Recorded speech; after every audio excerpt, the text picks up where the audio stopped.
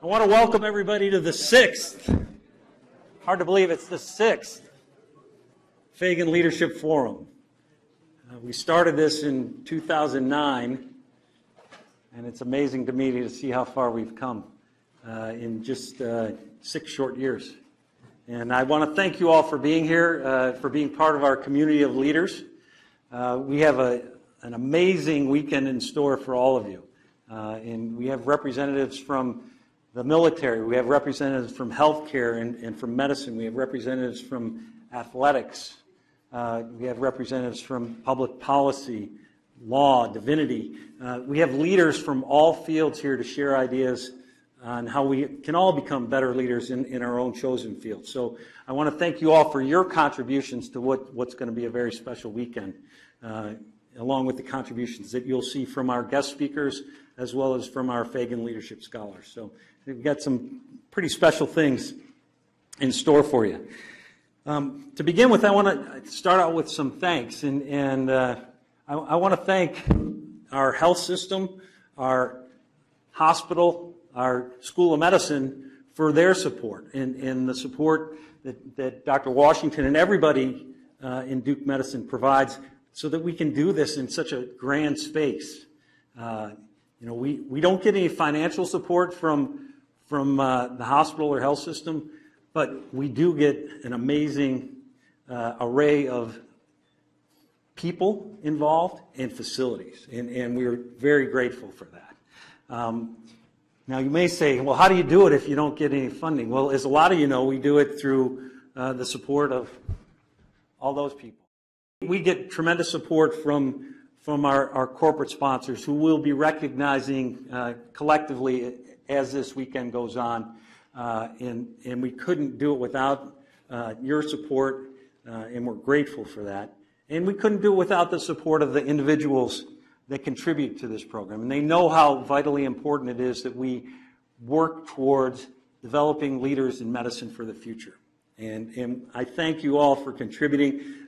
You'll notice in your packets there'll be a contribution pledge card. I welcome your contributions there. I will say we have an exciting development that happened just this week. We have a matching pledge of $50,000 towards the program, and our anonymous donor has pledged whatever amount we can collect over this calendar year to match that up to $50,000. So I encourage everybody to contribute. I'd like to see us double that. The other really exciting thing for me is, I mentioned we don't get a lot of financial support from the institution, but over the last 2 months, I've been talking with chairs of departments here at Duke about contributing to the program. They see what it brings back to their departments and their GME training programs when their residents and fellows come and spend a year as Feagin Scholars. And I'm happy to announce that starting next year, we'll have named scholars in 5 departments. And those departments have pledged to contribute to the program for the cost of those scholarships. So we will have an anesthesiology leadership scholar, a neurosurgery leadership scholar, an orthopedics surgery leadership scholar. We will have an internal medicine leadership scholar, and we will have a radiology leadership scholar. So I want to thank those departments. That's just fabulous.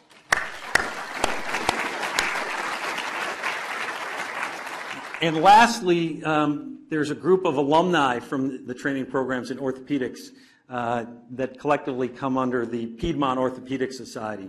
And the Piedmont Orthopedic Society has also pledged to sponsor a scholar for the next 3 years. So we will also have a Piedmont Leadership Scholar for the next 3 years. So I want to thank Dr. Bannock and the leadership of the Piedmont Society for that. Thank you.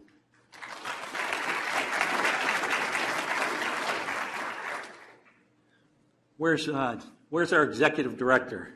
So I want to thank our whole staff, but especially Joe Doty, my executive director. Joe's going to be integral into this program throughout the next 2 days. So, Joe, thank you for all that you do. And we have a lot to cover, and you don't want to hear me speak any more than I have to, but I will say that in your packets, you'll find bio sketches of all our speakers. And I will be introducing speakers, and Joe will be introducing speakers, and Leah Hood will be introducing speakers, and we will not go into depth at all about their backgrounds. You can read about them in the bio sketches, and that will allow more time for them to share some of their pearls with you. It'll also allow more time for you to ask questions and to become engaged with our speakers. So along those lines, I'm not going to go into Dr. Washington's background. And he's requested that I don't do that, and I'm good at following orders. But I will say that I'm really honored and excited to have our new Chancellor of Health Affairs for Duke University as of the 1st of April 2015, Gene Washington here to welcome you all to Duke and to the 6th Feagin Leadership Forum.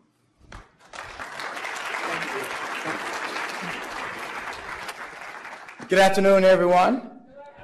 Oh, I like that kind of robust response. Thank you, Dean. On behalf of everyone in our institution, particularly in the health system and School of Medicine, School of Nursing, Global Health Institute, but the broader Duke University, welcome. This is the kind of forum that excites us because in many ways it's an exemplar of what we want to see more of at Duke, and particularly in the health sciences, and that is a gathering of partners in collaboration and bringing the best of the best together to achieve great things. Now, I was out talking to, I guess it was Will from DHI, which is our Duke Institute for Health Innovation. And as Dean said, I arrived July 1st. And he asked me, well, how was it going? I told him, well, I've been very busy, but I've also been extremely productive. And some of you know that I've reminded people at Duke that on the 5th day, I arrived on the 1st, on April 5th, I produced a award-winning 60-minute special on the work we're doing on a brain vaccine. And then on my 4th working day, because I started the Wednesday, that next Monday night, I won a national championship in basketball. And just this week, I opened up, yesterday, in fact, a new eye center.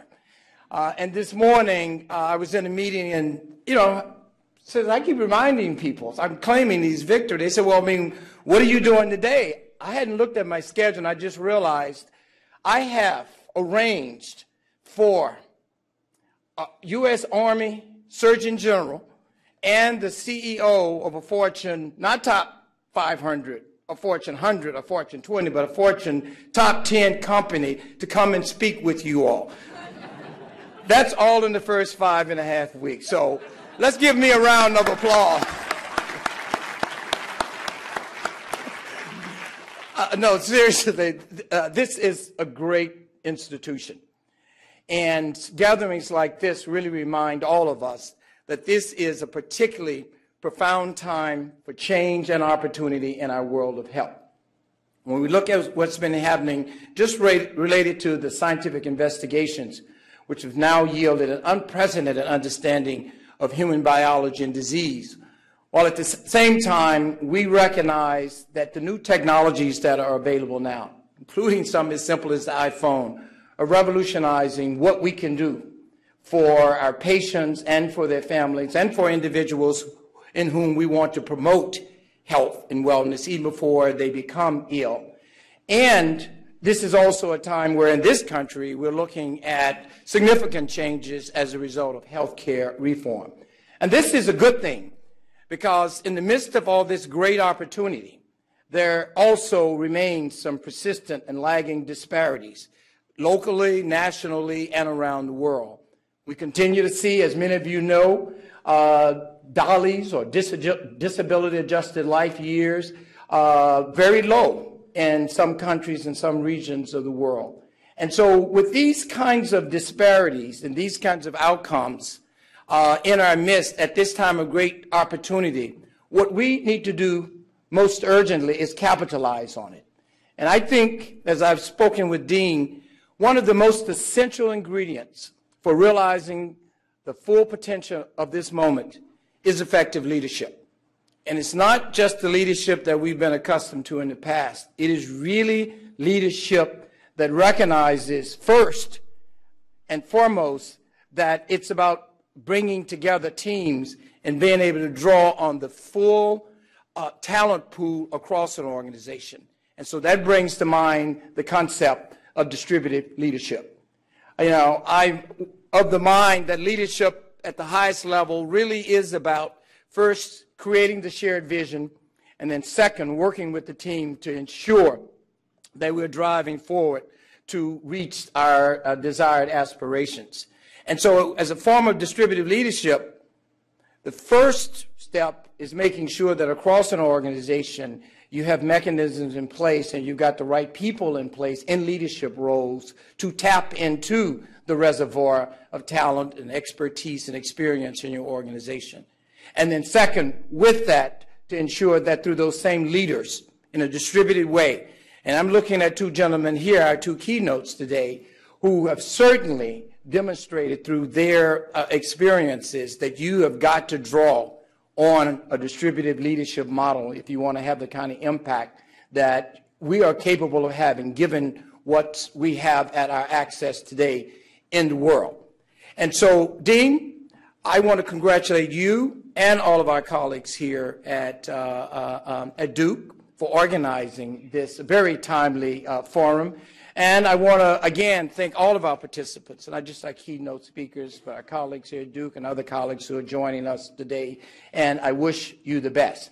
At the break, I will tell you about what my next big feat will be, or certainly my next big acclamation. Thank you for coming.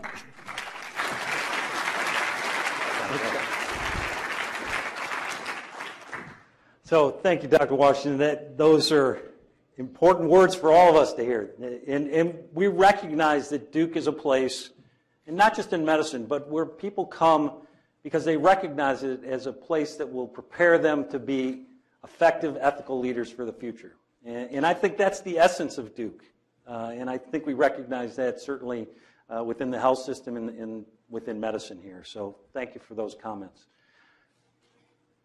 I'm going to get my partner in crime up here. For those of you who have been here before, you know who Leah Hood is.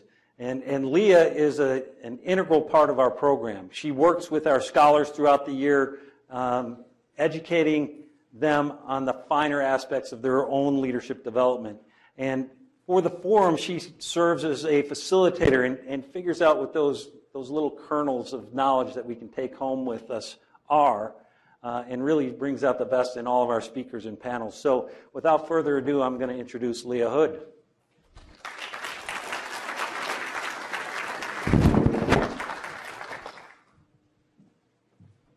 All right. Good afternoon, everyone. It's really good to be back and to see so many familiar faces here again. Thank you, Dean, and thank you, Dr. Washington. What a great start. I was actually jotting down my little nuggets so that I can pull them through both today and tomorrow. I mean, what you said about the opportunities that we have and the need to really leverage what the whole institution has to bring. And we need leaders who can really take advantage of that distributed talent to make it all come together. So what a fantastic kickoff. Thank you so much. So I have the pleasure of introducing someone who I was able to work with during last year's forum. So for those of you who were here last year, you'll recognize the familiar face, Dr. Eric Shoemaker. Again, I'm not going to say too much about his background. There's a lot of detail in your packets, but you'll see that he was the Surgeon General of the Army and asked specifically that we not call him General. So when we get to the Q&A parts, Eric, his name is Eric. That was the request. And in addition, he's now serving as a scholar in residence at the, I had to write it down to get it right, Uniformed Services University of the Health Sciences. And last year, we had Eric on the panel to talk about wellness. His particular passion is about bringing more integrative medicine into the forefront. And so fit our topic last year of balanced leadership. The thing that I particularly loved about having Eric on my panel last year was how open and transparent he was about his struggles personally to come to balance in his leadership. And I'm sure that he will share with us some great stories today about struggles and successes he's had in distributed leadership. So without further ado, Eric, please come on up.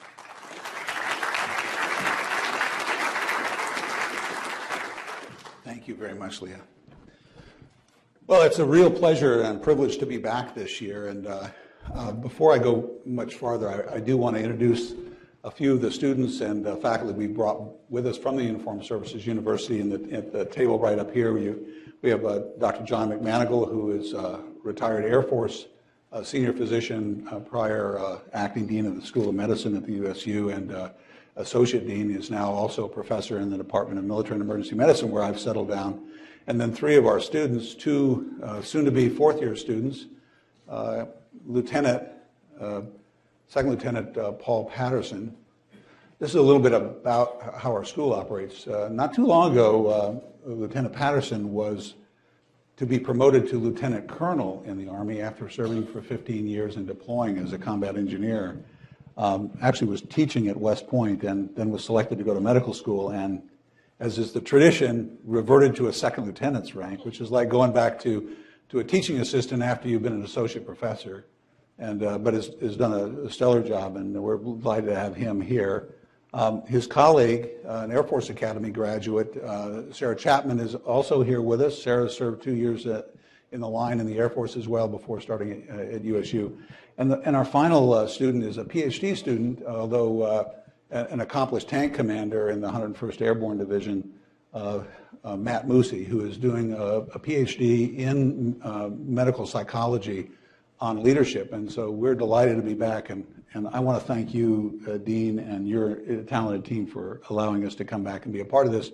As an outshoot of our involvement last year in this program and the efforts of my chairman, Fran O'Connor, a West Point classmate of Dean's, we were able actually to marry up one of the scholars from your program, Allie Webb, with our students who are working jointly on frameworks for leadership, and we really appreciate that. And I suspect Allie will do very well during her time in the Army. Well, this is really a little humbling. Mr. Alex Gorski, I said to the team this morning, this is a little bit like being a neighborhood garage band asked to be a warm-up act for the Rolling Stones. So I'm awfully humbled to be doing this in this role.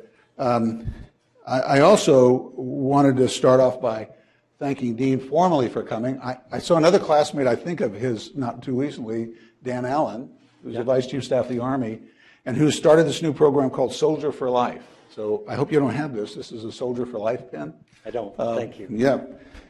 Although I was a soldier, and many in this room were soldiers, I'm also now in a DOD role. I'm very ecumenical, and you notice, although it doesn't look like from my picture up there, I have a jacket and tie. I actually do have a jacket, and I'm wearing my ecumenical DOD uniform today. I've got Army green on, and I've got Navy blue and Air Force blue and Marine tan. So this is a deliberate effort to look as completely non-parochial as possible, although, truth be told, the Army is the oldest and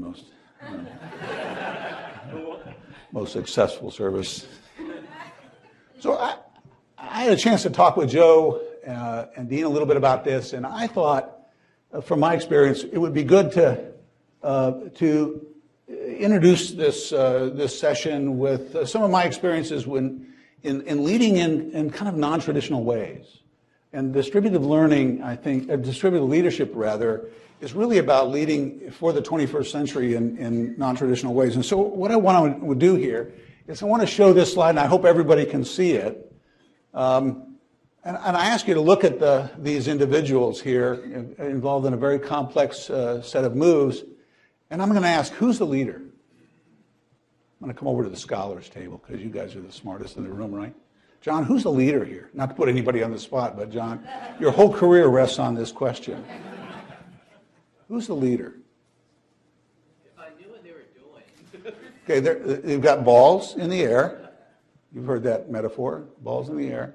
And they're all involved in a very complex dance array. Who's the leader? Jennifer, who's the leader? Anybody? Who's the leader to you? I've done this in many, many audiences, and almost every time one of the women says, well, it's the woman, of course. You know, somebody is sitting, and that often attracts attention. Well, the leader must be sitting, hopping on the ball. I submit that the leader, yes, ma'am. The big one with the biggest ball. I'm not even going to go there. Yes, sir. I think it's the coach outside the picture. Absolutely. It's a photographer who conceived of this composition and has staged this in such a way that these individuals doing very complex roles are doing them successfully, and sometimes, in many respects, independent of one another. And I use this slide also to illustrate the distinction between leadership, Cecily, and management. Management is about complex, data-driven processes, like these people are doing. Leadership is about that vision and courage and removing obstructions from your people to be successful when they come together as the team Dr. Washington talked about. So if you allow me to push this metaphor a little farther, think about this photographer artist. This is Lois Greenfield, who's got an amazing array of these kinds of fantastic pictures. But think of this as a leadership role in which she is leading down. She's leading down to people working for her in putting together this composition. So let's think about, well, what about a photographer at, a wedding reception? Now, you are working for somebody else in that role, somebody who has a very firm idea about what they want for that very special day, but you have the specialty skill to help them come out with the best product. I mean, what happens if your clients are the royal family, William and Kate Middleton?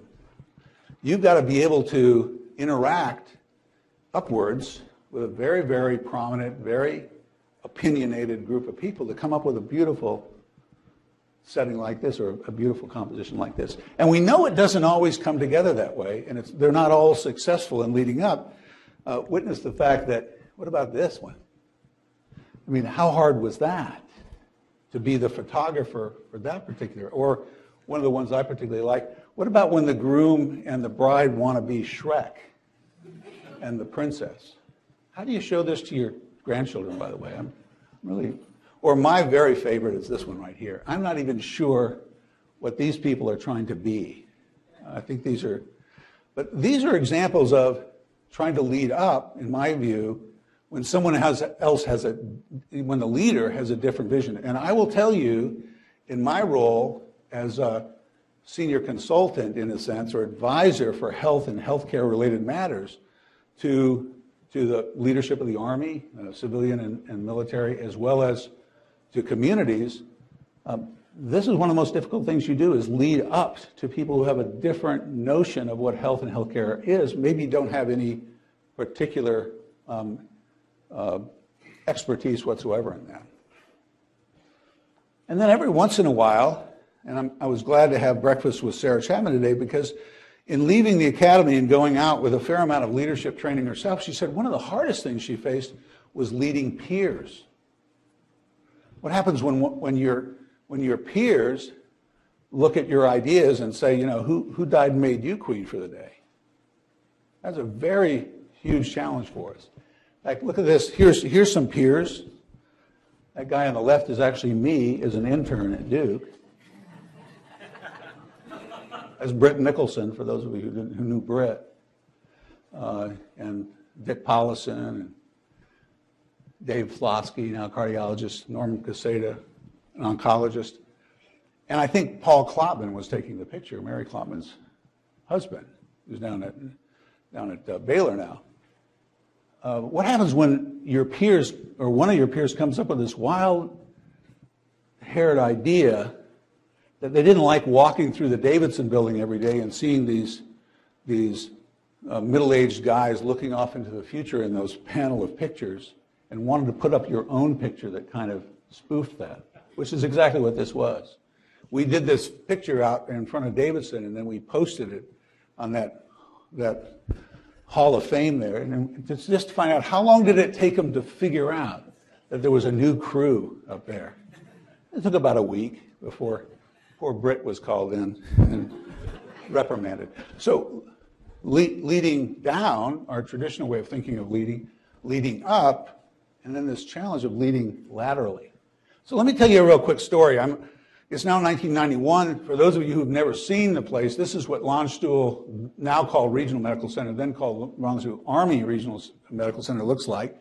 It's an older hospital, actually. It was built, as I recall, by the French in about 1954 in this cantonment style, where it's like a centipede of 13 different buildings, World War II class buildings, 2 stories high, with an improved core that was built in the 80s or early 90s, I think the 80s.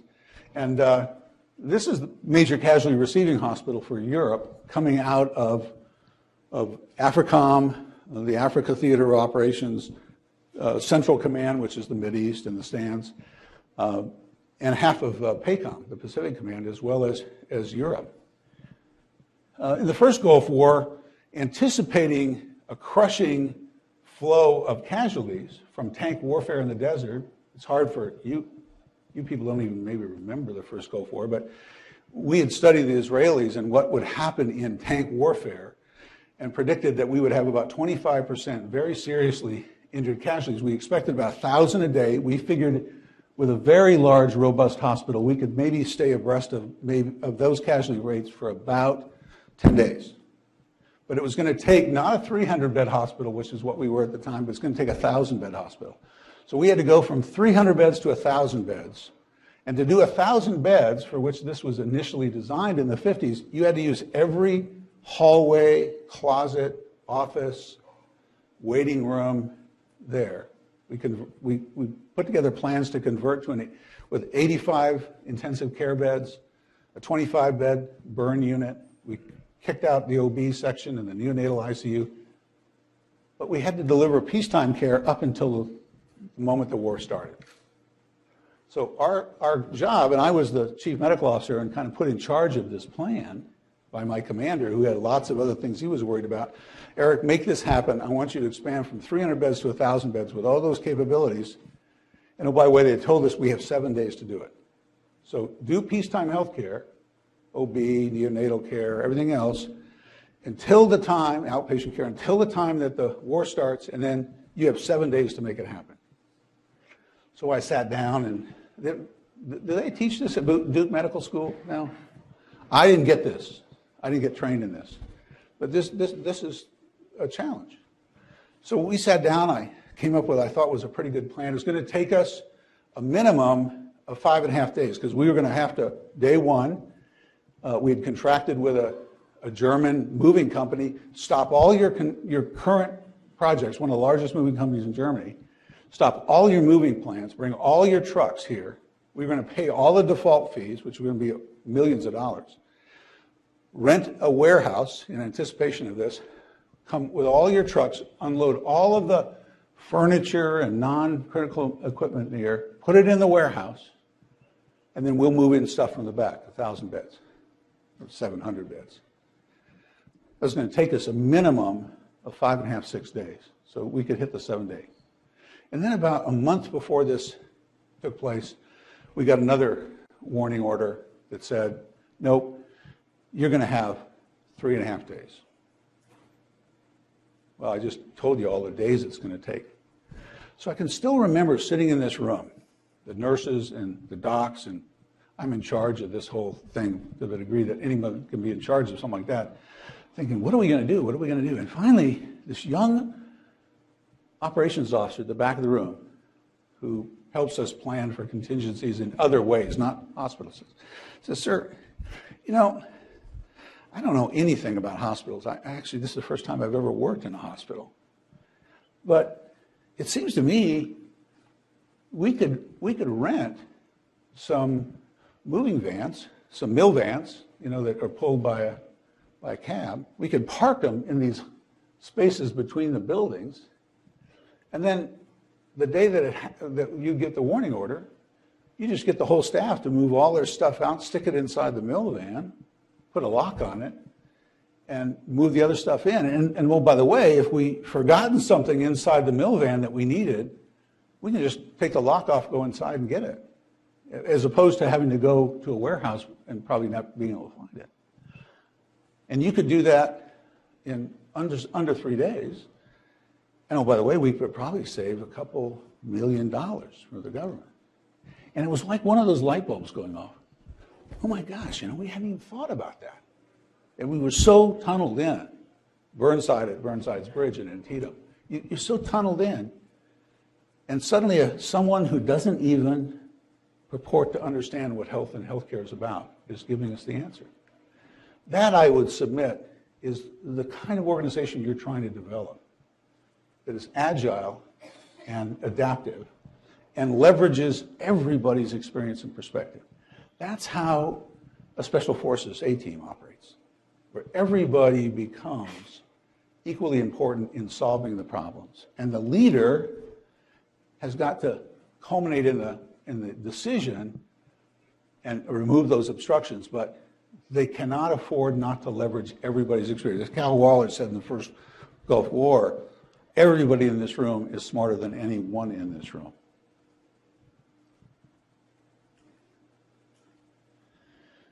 And one of the things we talk to our medical students about, in fact, is we as a medical team, and especially in military medicine, we're only one small part of the equation. We tend to think of ourselves as being center in the whole drama. But let's think about this even more complexly. How are we dealing with Syria? And put aside for the moment what your personal opinion or politics or whatever about the approach, but just what has been the U.S. government's response to Syria? Is it a military response? And I pose that to our students who are military medical officers, and of course the answer is no. What do we do first? First, we forge a diplomatic strategy that brings coalition and consensus. What do we know about Assad? Good guy, bad guy. I mean, in the big order of things. Good guy, bad guy, from our perspective as the U.S. government. Bad guy. Got the thumbs down. Why do we know he's a bad guy? What do we know about him? John, you can redeem yourself. Give me one word or one phrase. He's a dictator. Well, yeah. My wife's a dictator. But a benign dictator. Anything else? How about weapons of mass destruction? Largest probably store of ricin, most toxic material in the world, in Syria. They grow it, castor beans, to make ricin. How do we know about ricin? Information.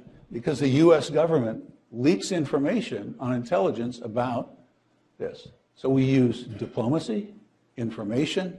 Yes, we have a military element of this. There's a military coalition to conduct an air campaign. And finally, what's the last thing we do? Does anybody have like $10 million hanging around that they want to invest? Could you invest that in Syria today? You may not want to do that, but could you? No, you can't. In fact, if you go to the website of the Department of Treasury, you will see the economic sanctions against Syria that prevents you from investing in that nation. Am I correct, sir? He's thinking, yeah, but Johnson & Johnson already put a lot of money. No, I'm only kidding. No, there are sanctions. So we have diplomatic, informational, military, and economic sanctions or approaches. Let's bring something a little closer to home for you. Let's talk about Ebola. How do we approach Ebola? Military solution? Even a military medical solution, Cecily? No, we started with a diplomatic solution, forging, again, consensus among allies about how to approach that. We then went to information, information for our own people, information for families of folks going to help, information for the countries involved. This is Darrell Williams, two-star general in the Army, who had the task force initially, and representatives from the non-governmental organizations, World Health Organizations, other, developing an information plan about what it was. Here's Tom Frieden, the director of the Centers for Disease Control, talking to the public as well about what is this virus, how does it operate, and what can we do to defeat it. Yes, there's a military component to this, but it's embedded within a diplomatic, informational, medical, military, and economic. At this point, we were putting $300 million in cash and another $1 billion in in-kind support. And military medicine, and I say this because, listen, we know now, Stephen Wolfe at the Virginia Commonwealth University has just released as part of a larger study the determinants of health for this country. And only about 20% of them are healthcare related. The major determinants of health are lifestyle and social determinants of health that have to do with neighborhoods, security, education, nutrition. You know, I was a hospital commander at Fort Carson, Colorado. I used to watch families, I may have told this story last year, but I used to watch families a quarter mile away come out of their houses, put their 3 kids in kid carriers, drive the car up to my hospital, circle until they could find a parking lot, park, and then come in. And why? Because we didn't build any sidewalks. So even if they wanted to, they couldn't safely come to the hospital on the sidewalk. Those are the social determinants we're talking about. And if we're going to be effective as a health and healthcare leadership community, we've got to learn how to influence areas and domains where we have no direct authority. In fact, the Harvard Kennedy School calls this meta-leadership. How do you influence where you have no real authority? And I would submit that that's one of the challenges in an Ebola-like scenario. Or in my own career, it was the challenge we had after the anthrax attacks. There was only one other lab besides the Centers for Disease Control in Atlanta that could diagnose whether this was anthrax and what its type was, and it was at Frederick, Maryland, right? I actually was the commander of the installation at Fort Detrick. And the President of the United States at the time, George W. Bush, said, look, we got to do better than this.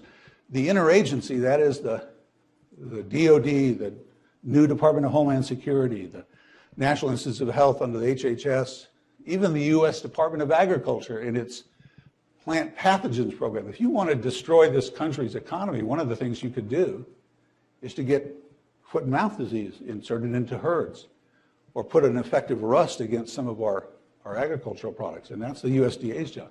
So build us a national interagency biodefense campus, among other things, at Fort Detrick.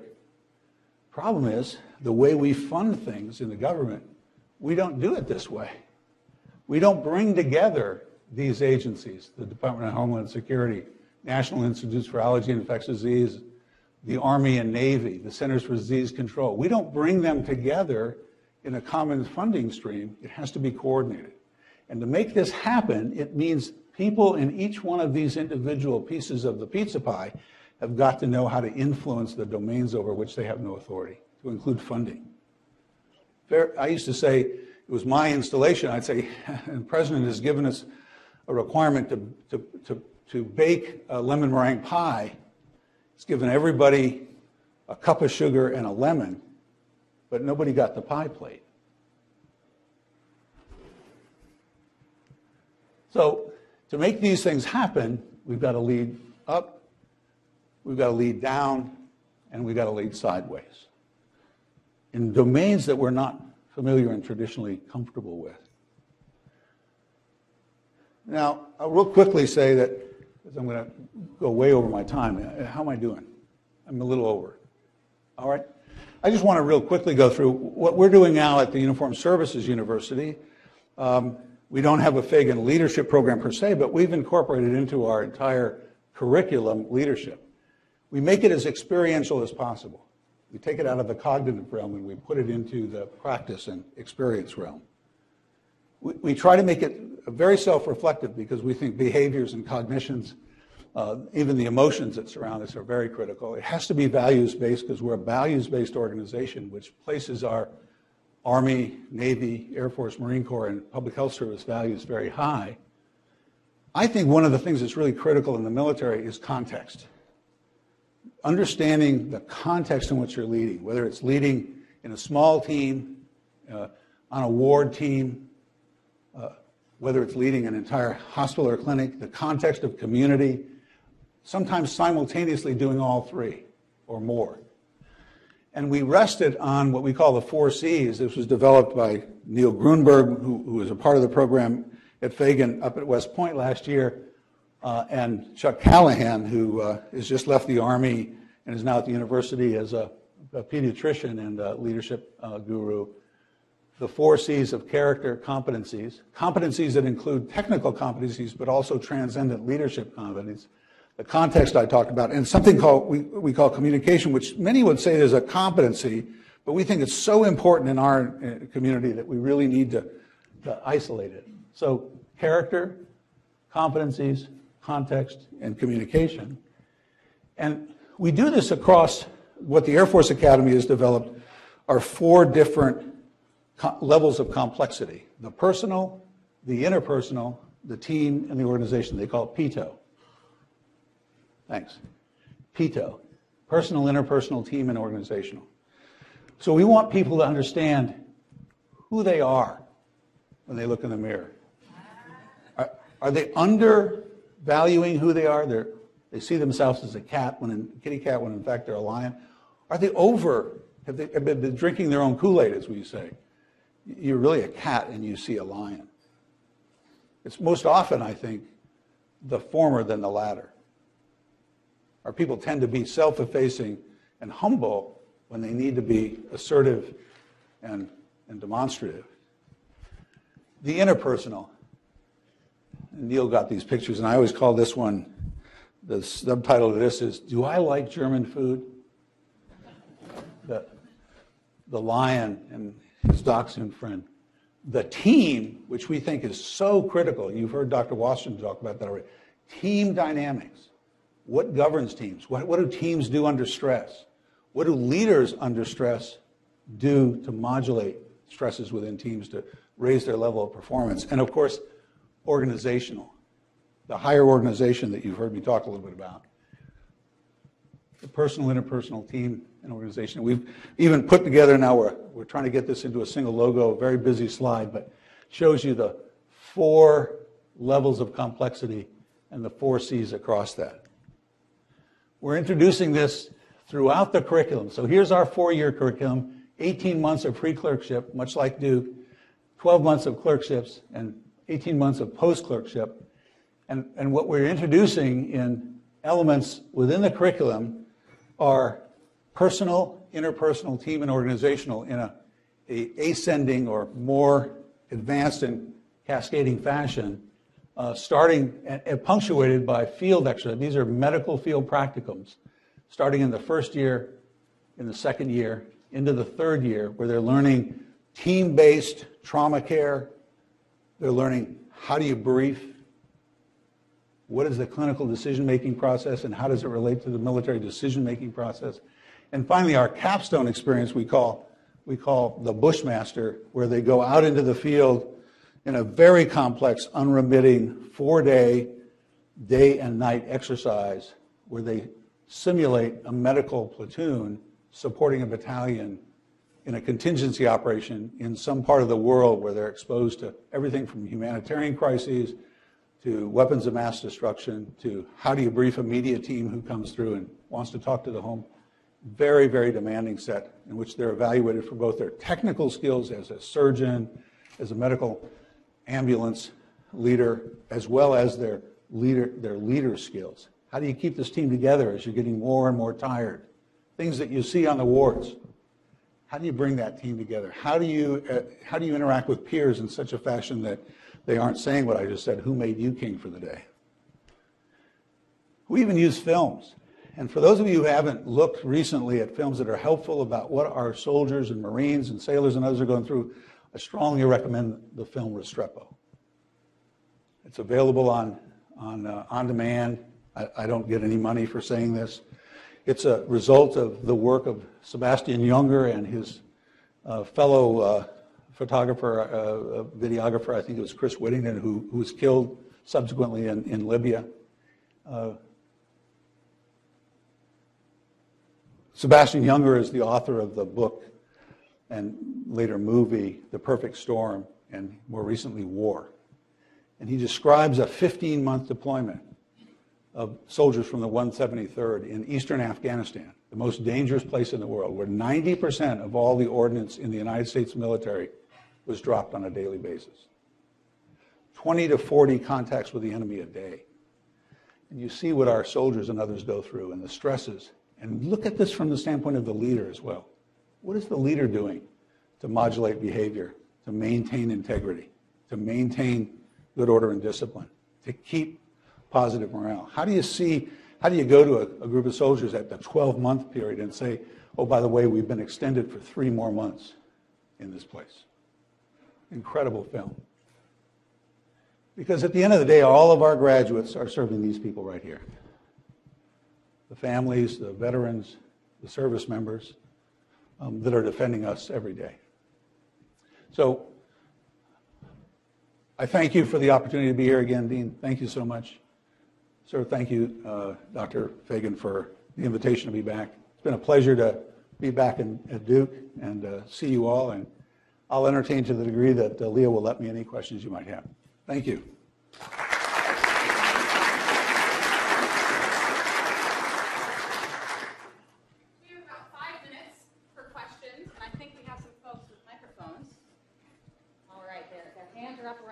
So if you have a question, please.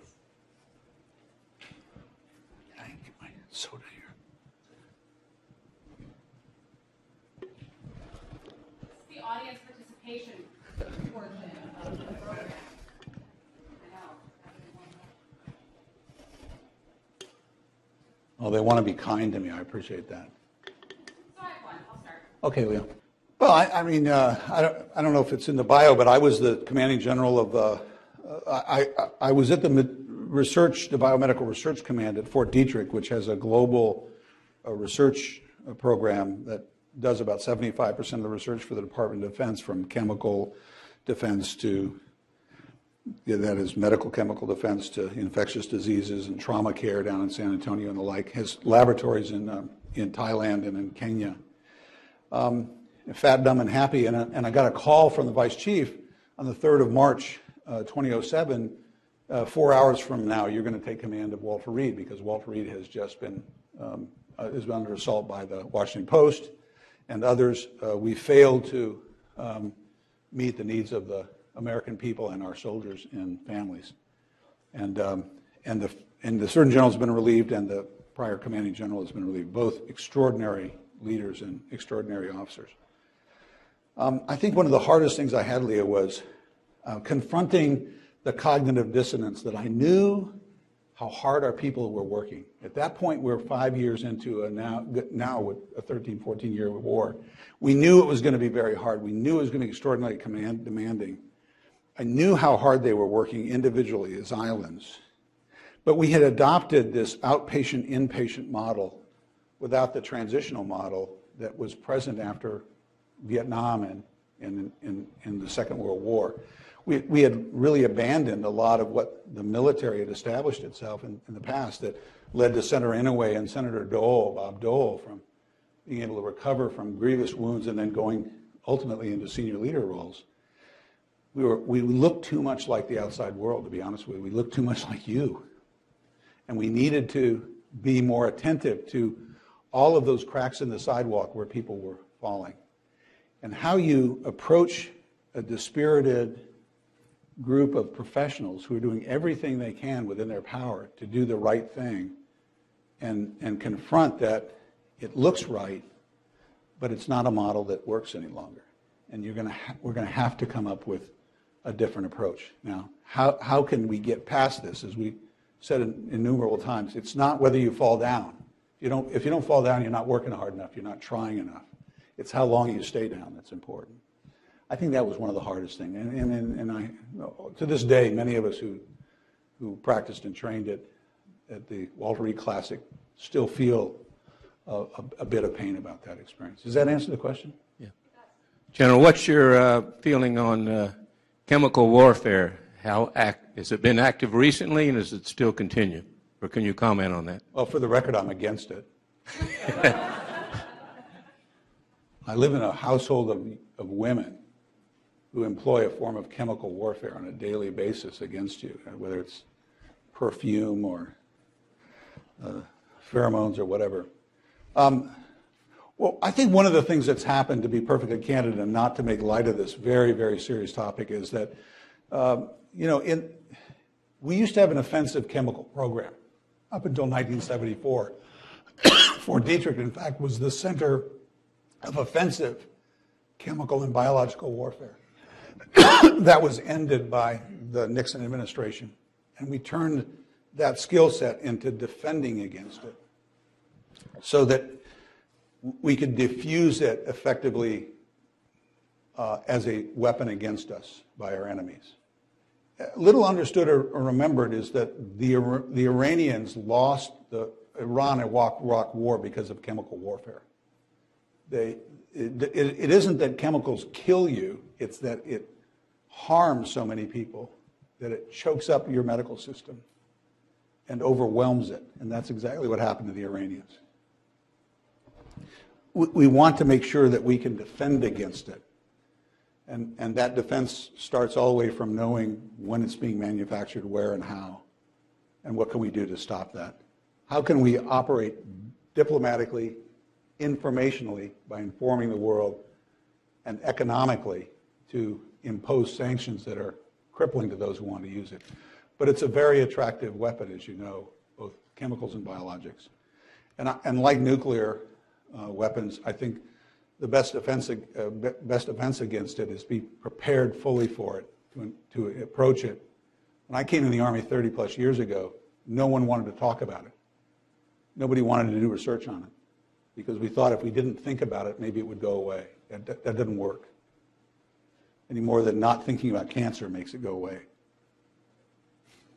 Does that answer your question, sir? Just, is it being used now in Syria? I think we know it's, I don't have insight any more than you do. I read the Washington Post and the Wall Street Journal and the New York Times, and by all accounts, it's being used actively, both nerve agents and others. So I have to believe, and I think we know that there are caches of it, and that even Saddam, when he was alive, used it against the Kurds and others. So yes, it's a very attractive weapon. It's a weapon of terror. We have time for one more question. I think the microphone's coming your way. Let me say one last thing.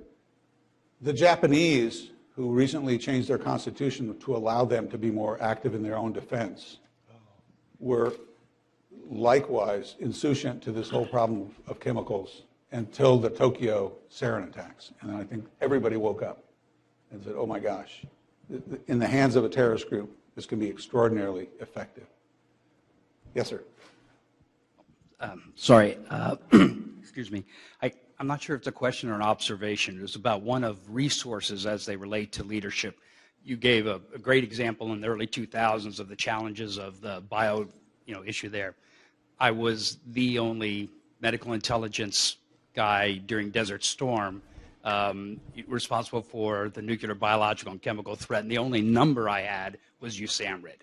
Right? I mean, no one gave me a number to CDC, the USDA if they were doing something before Barry Ehrlich came. That's the Institute of Infectious Diseases at Fort Detrick. And it was actually Dr. Washington when he was talking about working with teams and within the university system. I think about that, and I think about a small biotech company like I have, where So how do those kinds of resources impact leadership and the ability to diversify that leadership? Well, I'm not sure I know exactly what your question, but the sense of what I get from you, Michael, and thanks for what you did in that conflict, is related to what you just described, is that you had people on speed dial. I mean, one of the things that I'll always remember when we began getting serious about the threats to the homeland, I came back from Europe and commanding a brigade in Europe, a medical brigade that serviced the 5th Corps, and and very fixated on what we were going to do in Europe to defend the force, and then how are we going to get the 5th Corps, 65,000 soldiers downrange to fight this war. And when I came back to the United States, every time I came back to the States, I was always struck by how naive we appeared to be about what threats are out there. You know, you get on a plane in Europe in those days, sit down next to somebody, and they don't tell you your whole life story and what your credit card number is. But Americans are so open and so welcoming and so willing to do that. It just surprised me. And even back in the 80s and 90s, Frankfurt Airport had Grenzen Polizei, the border police, with assault weapons, making sure that the threats were under some control, not present in this country. And so one of the takeaways from that was from an early commander of the Standing Joint Task Force to handle contingencies like this in the country was you don't wait until the emergency or the disaster to start exchanging business cards. You've got to establish those relationships in advance. And the relationship you're talking about is the kind of I'm talking about. I think if you're going to be an effective meta leader, you've got to have established that network of relationships well in advance so you can exchange information even more fluidly when it's really needed. Does that make sense? No. We have one more. We had two. You made several rhetorical questions during your presentation, and one of them was, how do you influence decisions when you don't have authority? Can you go into that in a little better detail? Well, I was once taught by a professor at the Wharton School that the most influential person without authority is a 2-year-old. It teaches you that a negotiation begins with no, it doesn't end, right? So you say, I want you in bed by 8 o'clock, and he says, no.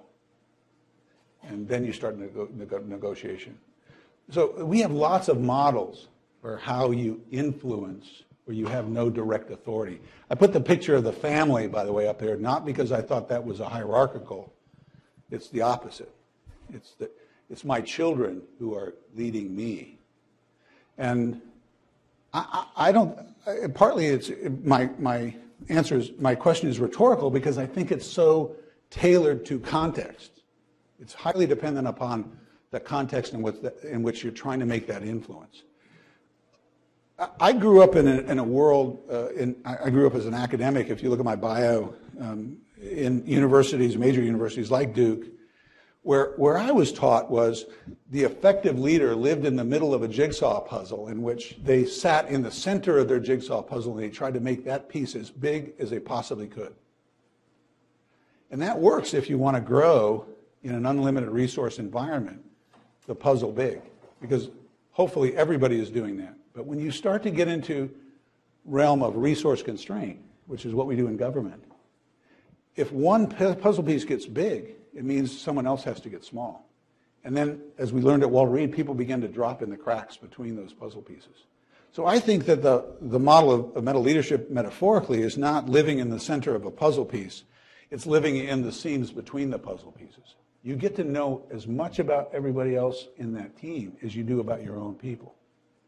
Because at the end of the day, what you want to be able to do is solve the problem. And it may not reside in your domain. I think it's very contextual how you answer that question. Okay? Does that help? So thank you very much. Thank you. Oh, thank you. Thanks very much. Appreciate it, Elizabeth.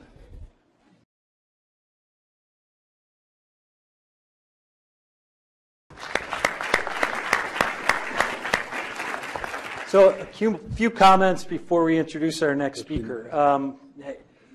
Throughout the next 2 days, you'll get to know our scholars. And just so you know, General Schoonmaker Eric over here was picking on you guys. I think everybody's going to be picking on you a little bit and they'll be picking on everybody in the audience. This is an interactive session and intentionally so. But I do want to thank people throughout the next 2 days that have really contributed. And so we get support from a lot of places. We get support from Executive Health and Dr. Kevin Waters back here. Thank you, Kevin. Oh, thank you. I mentioned we get support from the health system, and and Suresh, where's Suresh? Did Suresh have to leave? So Suresh Blue and Will Eliassi and DHI and the Leadership and Workforce Development arm of DHI have really been supportive of what we do and supportive of all that we do. So I want to recognize them. I want to recognize the town of Rocky Mount. Half of their medical providers are here today. Whoa. Maybe that's an exaggeration, but we've got a lot of support for two of our scholars who actually happen to be from Nash County, John Deans and Steve Cook. So you guys, you got your fan club here, all right? So we've got a lot of people that are here and supporting us, and I think I also have to thank the inspiration for all of this. I mean, when we started this, I was inspired by one person. So I want to just briefly say thank you, John Feagin, for inspiring all of us.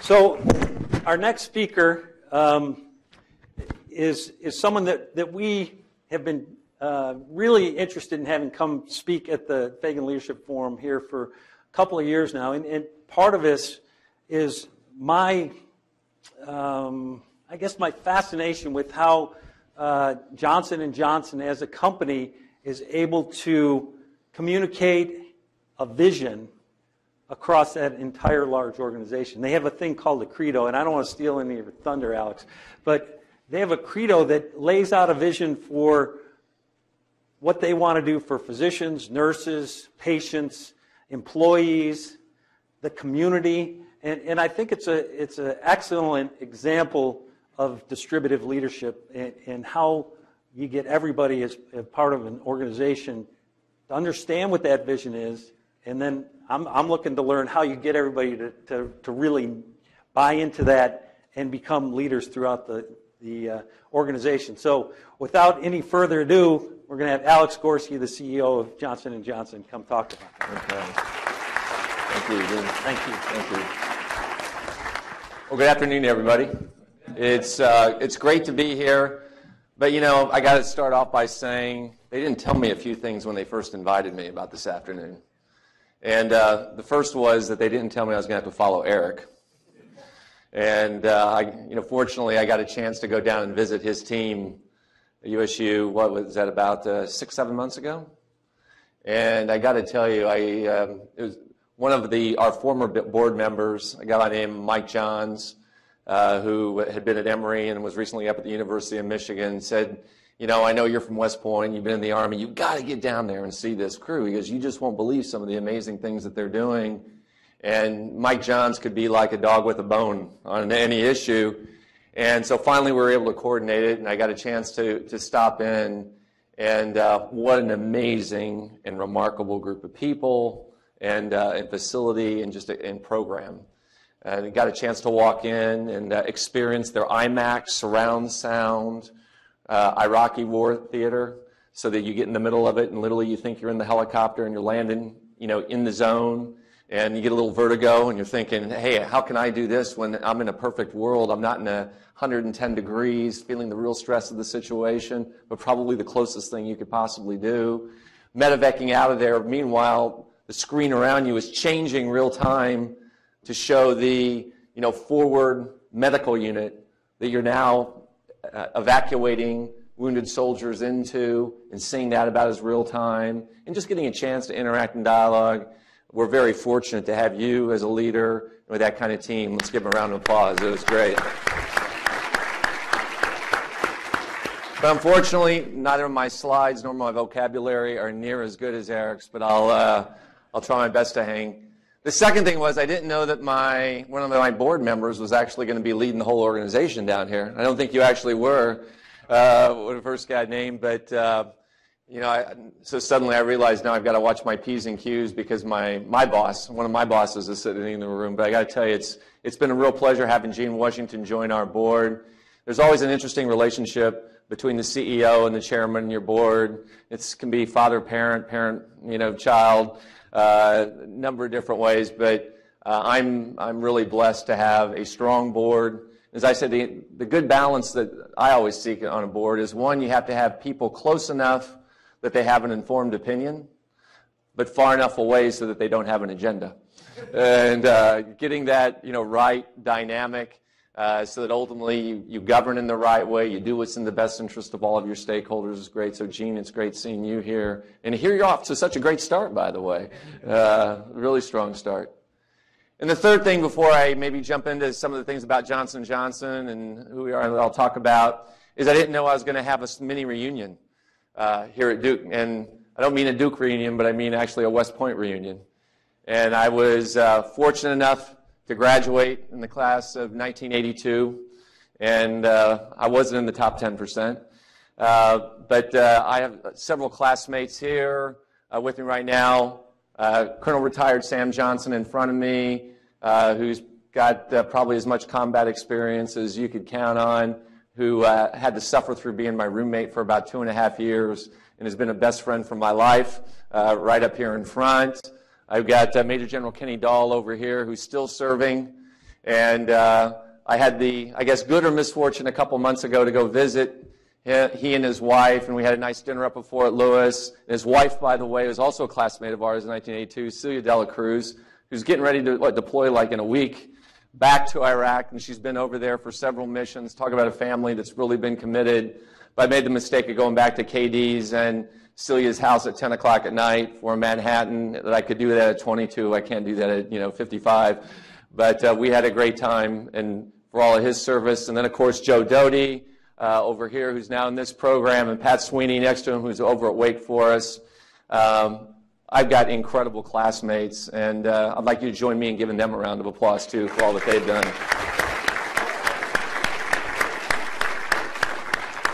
So, let's talk a little bit about Johnson & Johnson. And I thought what I'd do to make it a little interactive, because it's the middle of the afternoon, and you probably, you don't have any coffee before the break, so I'll try to make it interactive. I only have one slide, so I don't have a big slideshow to go through. But I thought what I'd cover is a little bit about Johnson & Johnson, the company, because there might be, some perceptions out there that aren't quite lined up with reality, maybe some that are. Then I'll spend some time about healthcare, because I think healthcare and leadership are really intertwined. And one of the themes that I talk about, as I fortunately get a chance to travel around the world, is that, frankly, I think how we provide healthcare to the world in a high-quality, sustainable, cost-effective manner is likely the greatest challenge of our generation. Let's take some of the geopolitical things off the table. But I would say that's actually behind some of the geopolitical things that we're facing. And I'll frame that for you. And then I'll talk a little bit about leadership, particularly in the healthcare environment. And maybe use some examples, some metaphors in leadership on why I don't think it's all doom and gloom in healthcare, and why I think there's ways, but how our leadership may need to be adjusted, aligned, and how we might need to think about it as we go forward. And most importantly, I'd then love to get your questions and some engagement along the way. Is that fair enough? So look, let's start first with Johnson & Johnson.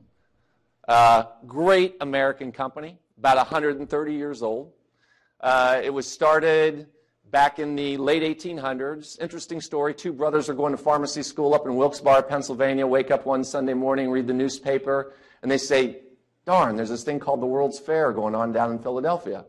Why don't we go down there? It's only a train ride away. And by the way, there's this guy by the name of Lister, a doctor, think about that name for a second, that's going to be presenting. And it's interesting because this was late 1880s, after the Civil War, and there was a trend about surgical procedures thinking, well, if we provide an aseptic environment, can we actually reduce the number of microbes and germs and maybe lead to a better outcome? And so they went down and they listened, because before that, surgery was a pretty gory thing. If you look at some of the pictures down in Philadelphia, they would be up to their arms, just kind of digging in there, mushing around. And they thought, well, if we kept a sterile environment, we can have better outcomes. And out of that meeting, they went back up and they said, maybe instead of finishing our pharmacy degree, we should start a gauze company. And that started Johnson & Johnson. And it started from a gauze company. They started producing it in the Raritan River in New Brunswick, New Jersey. And they brought a physician on board to help them. And he happened to expand it a little bit more, and he found that, gee, there's a substance called talc. And if you put talc on, it helps reduce friction. And what if you put that on a baby's bottom? It might actually help reduce diaper rash. And what do you know? We got baby powder.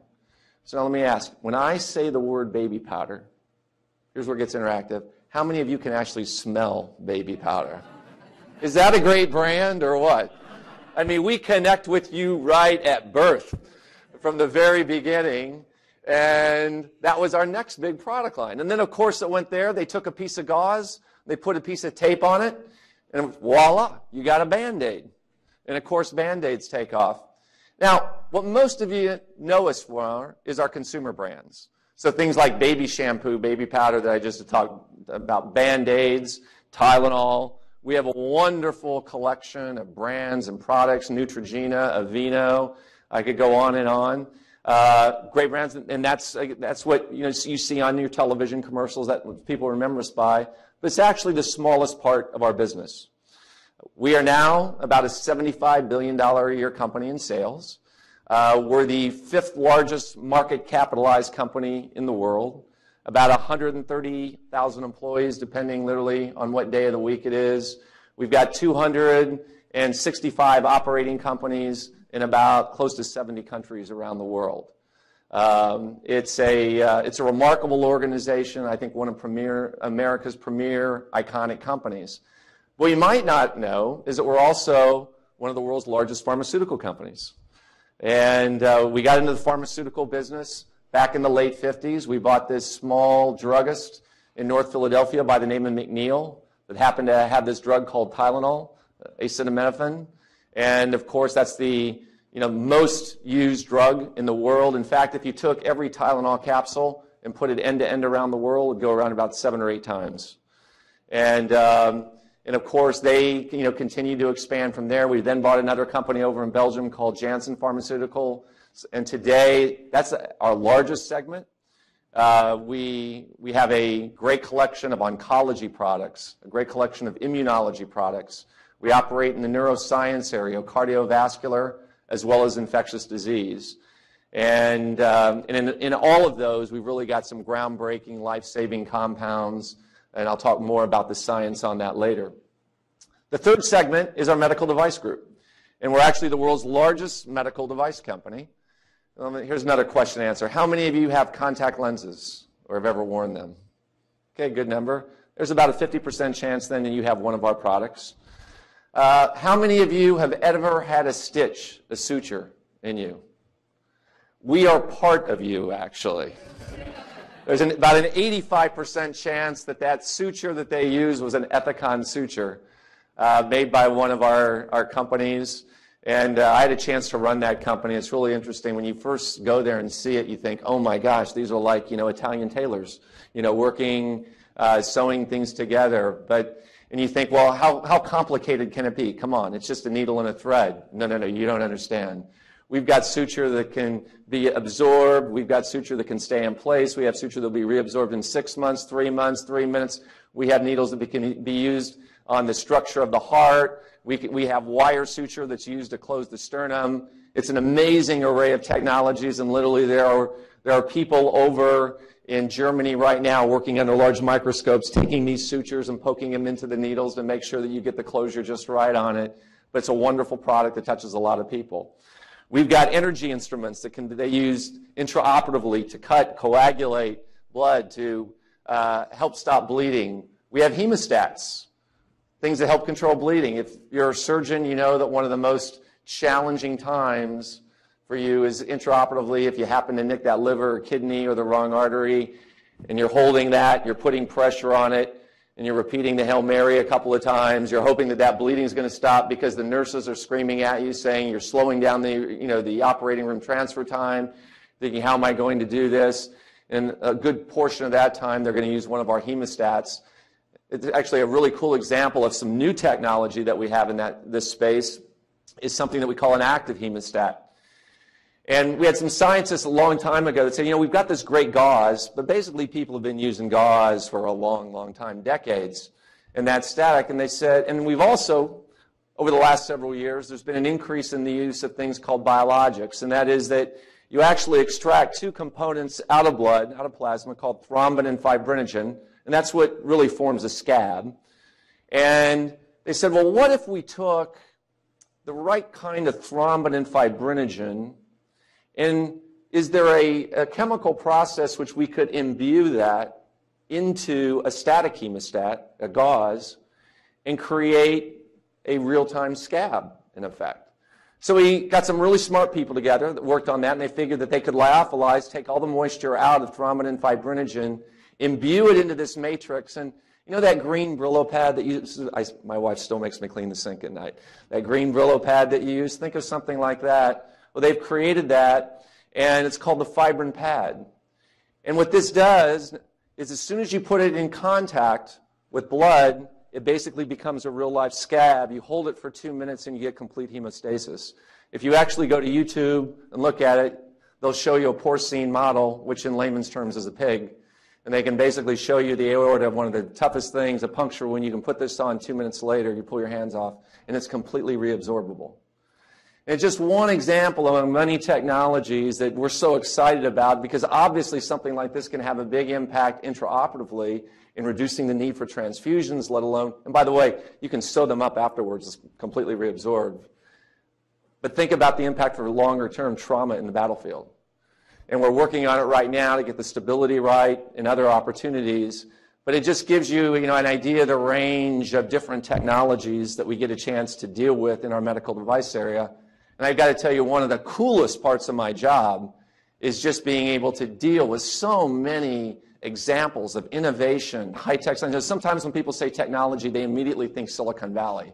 I say, no, come to Pill Alley and Medical Device Alley where we are if you want to see some real cool things. I mean, 1 minute you're talking about what's going on with your underlying biology, what's the pharmacology on one of our compounds, talk about your genomic profile, your proteomic profile. The next minute you can be talking about the different polymers that we're using in some of our different devices. The next minute you can be over talking about surfactants or your marketing campaign, the consumer.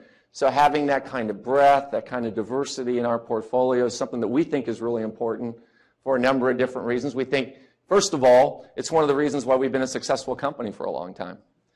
A lot of people on Wall Street would like to convince me on why we should be a pure play, only a pharmaceutical company, or only a device company, or only a consumer company. And we feel that having that diversity has given us, frankly, the ability to be as successful as we have been for about 138 years. Because if you're in these businesses long enough, you're going to have a downturn.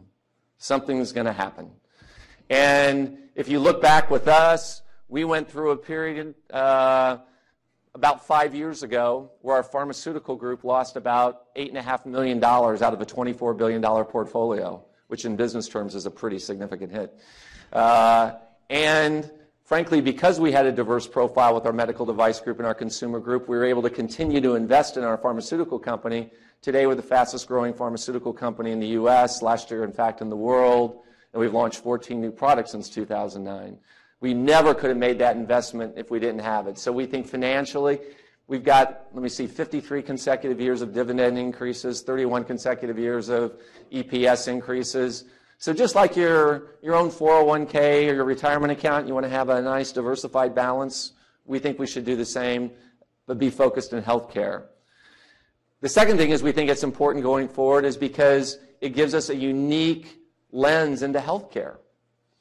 And there's really not a segment that we're not engaged with or that we can view. And so what's exciting about that, we feel in the future, is that, today pretty much if I go talk to our pharmaceutical group, you tend to get a pill answer. If I go to my device group, I get a metal answer. If I go to my consumer group, I get a really cool, sexy ad answer.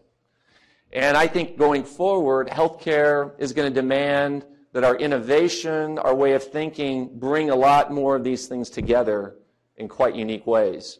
And so we see scientific convergence. So what I just described to you about the hemostat, we could never do something like that if we didn't have wicked, smart polymer engineers who really understood how you take oxidized, regenerated cellulose, ORC, ground up pine trees, weave it together in just the right fabric, then to extract that thrombin and fibrinogen out in just the right balance to be able to lyophilize it and imbue it in. And by having those convergent technologies, it really gives us the ability to innovate to the next level, to help more patients, help more people, and to create a great business case. And so we've got numerous examples of those kind of things, going forward. And finally, we think it makes it just a much better place to work, because our people, our scientists can move around the organization. You can change companies. You don't have to change enterprise. You can have a career. I mean, when I go, there's one thing I'm really proud of. Just a couple of weeks ago, I was in New Jersey, and we had our 15, 25, 35, 40-year club. We had over 500 people in the room. And a lot of time in industry today, there's kind of a perception that, I want to go to this company, that company, I want to jump every 2 or 3 years. The fact that we can give people the diversity choices in their career to work across multiple divisions, multiple functions, we think is a real strength in the long term and builds loyalty, better performance, and frankly has been a big contributor to our success. So let me talk a little bit about our value system, because while our business is interesting, the science is really cool, I think the most important aspect of our organization is our value system. And I think it's very consistent, Eric, with what you were talking about. Because one thing I know for certain is that I can't predict the future. And there was going to be new science, there's going to be new things coming up, but one thing that I think has got to be rock solid is your value system, the culture that you create within your company. I mentioned earlier, we have 140,000 employees. You can't manage 140,000 employees. But what I think we try to do is develop this value system that I'll take you through in a minute. And I try to hire about 10 or 12 people that line up with that value system. And they hire about 10 or 12 people that line up with that value system. And that becomes the glue.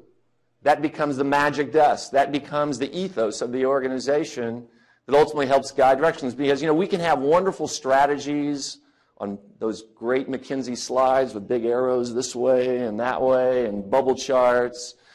And you can even have whiz-bang technologies.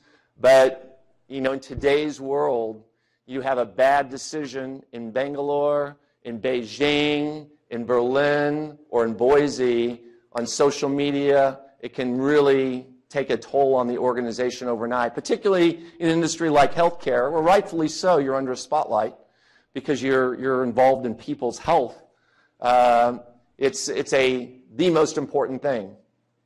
So how did this document come about? Well, I told you the company was started by 2 brothers. The son of one of those brothers is a guy by the name of Robert Wood Johnson. Interesting character. He was unique in the fact that on one hand, he was ultra-conservative, didn't like the government, thought they were just a large bureaucracy, didn't want it to get in the way of what he was doing, and he was really bent on building an organization and building a company. On the other hand, he was quite liberal in that when it came to things like what's the purpose of business, he basically felt that you had to earn the right to participate as a company in society by making sure you were giving back, by making sure that you were taking care of your employees. I mean, in those times during World War I and World War II, in those days it was mostly men who were sent off to war. Frequently, the women would run our factories. And in that part of New Brunswick, there was a large Hungarian community that he would take care of while people were deployed and really treated it like a family. And 71 years ago, on the eve of the company going public, he was a bit frightened, in fact paranoid, that the company would lose its soul once it went public. And so he wrote out this charter, our credo, actually in longhand. We have a copy of it in our museum, that was remarkably insightful and I think predictive of this thing we call today CSR, corporate social responsibility. And he said in the first paragraph, the responsibility is, first of all, that we always remember patients and consumers. And then he went a step further, because sometimes if you say patients and consumers, that just sounds like a customer. But he said the moms, the dads, the surgeons, the nurses that use our product. I always say that in healthcare. Average health or good enough healthcare is always good enough for everyone except your mother. And it's the same thing in this. By taking that next step and really talking about the people, making sure our products are of the highest quality, make sure they can be depended on, was our first responsibility. In the second paragraph, he then talked about the responsibility to the employees and making sure that, again, and in the 40s, it was a safe working environment, basically having a fair wage, being able to have a career, be your best. And again, back in 1940, that was a pretty progressive idea. And what I can tell you is that's, again, still a very strong cultural element that we do our best to keep alive. The third paragraph, he talked about giving back to the communities, about those around us who may not be as fortunate as those in the company. He even talked about your business partners, making sure that they give a fair profit, your suppliers. And then what I think most interestingly he did, he put himself last. He said, if we do all these things, the shareholders should get a fair return. Now remember, he was the shareholder at that time. And what I can tell you is there's nothing more important in our organization as a rallying point, as an inspiration, a source of aspiration than our credo. And I realize that many other great companies have got mission statements, corporate philosophies. I'd like to think this is really the standard. It's used in many, many case studies.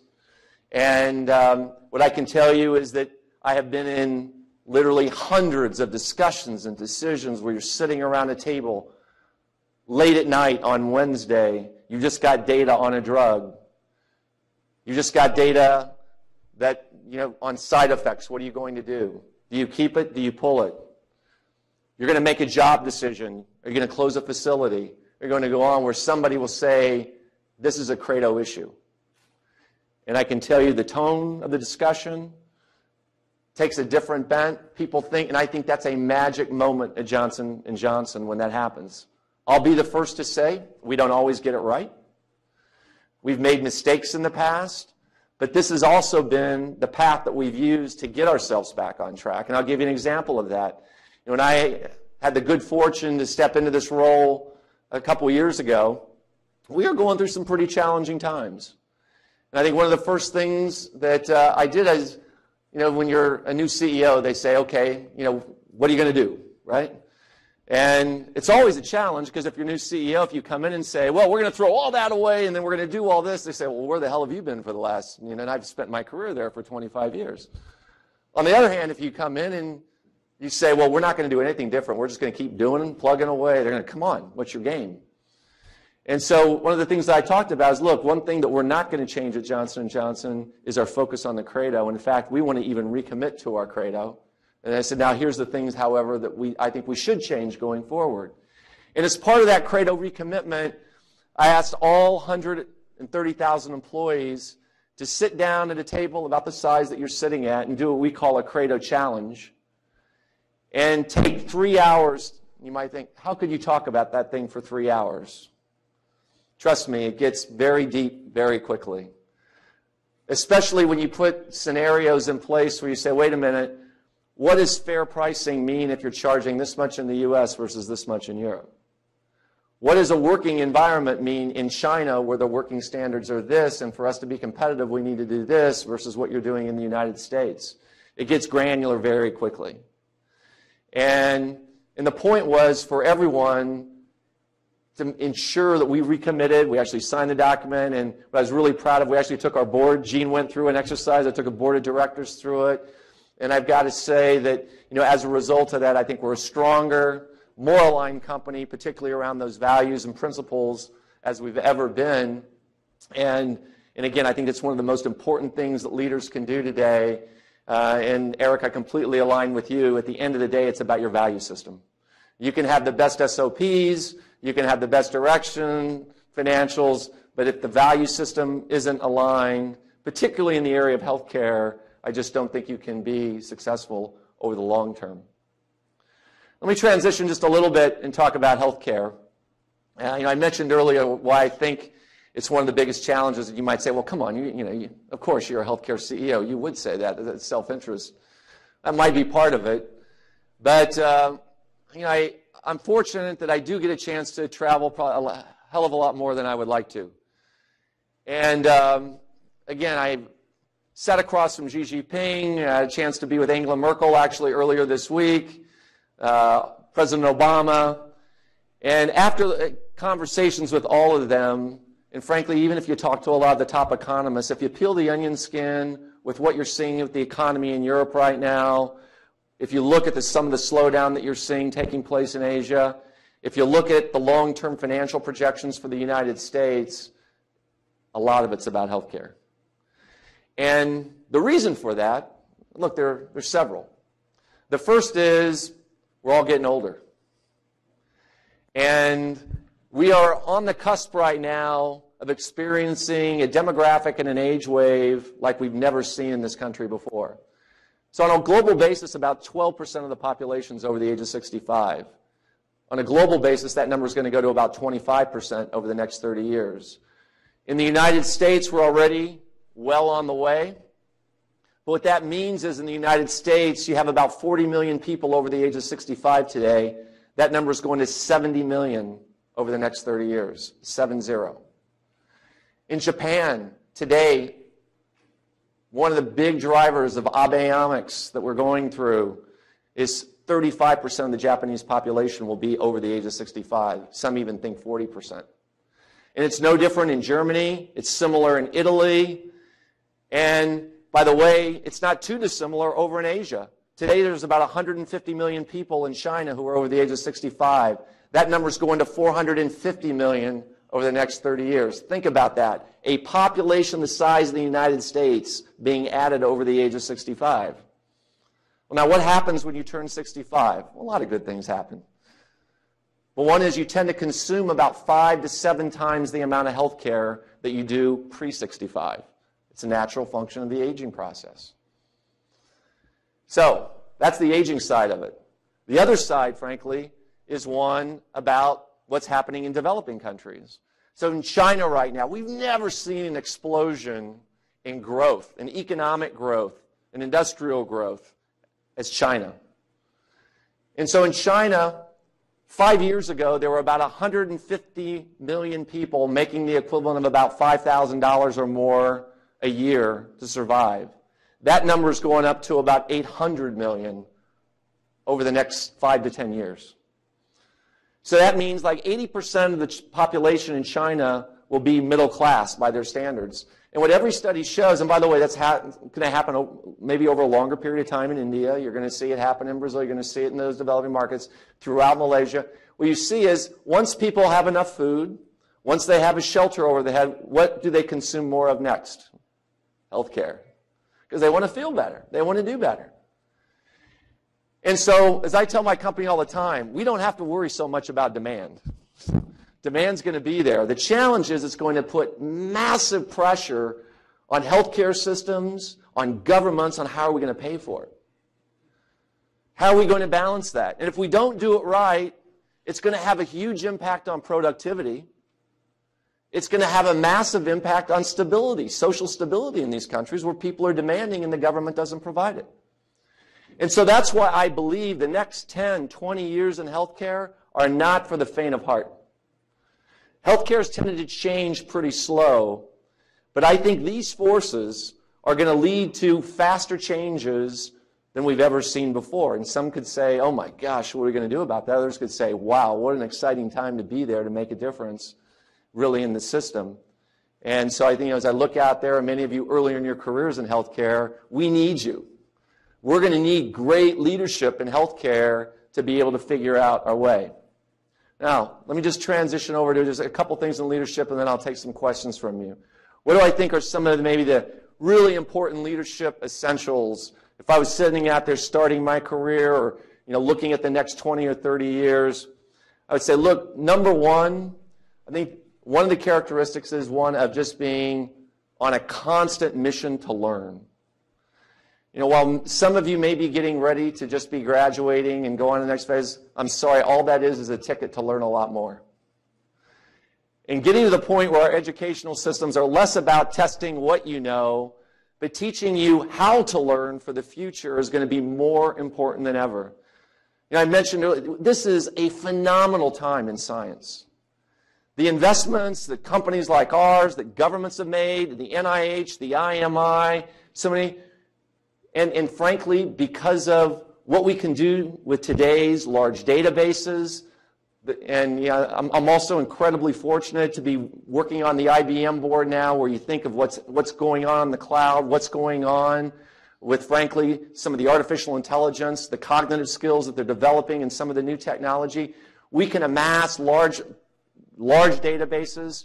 We can find different algorithms that we didn't see, and ultimately that helps us better understand what's going on with the human body.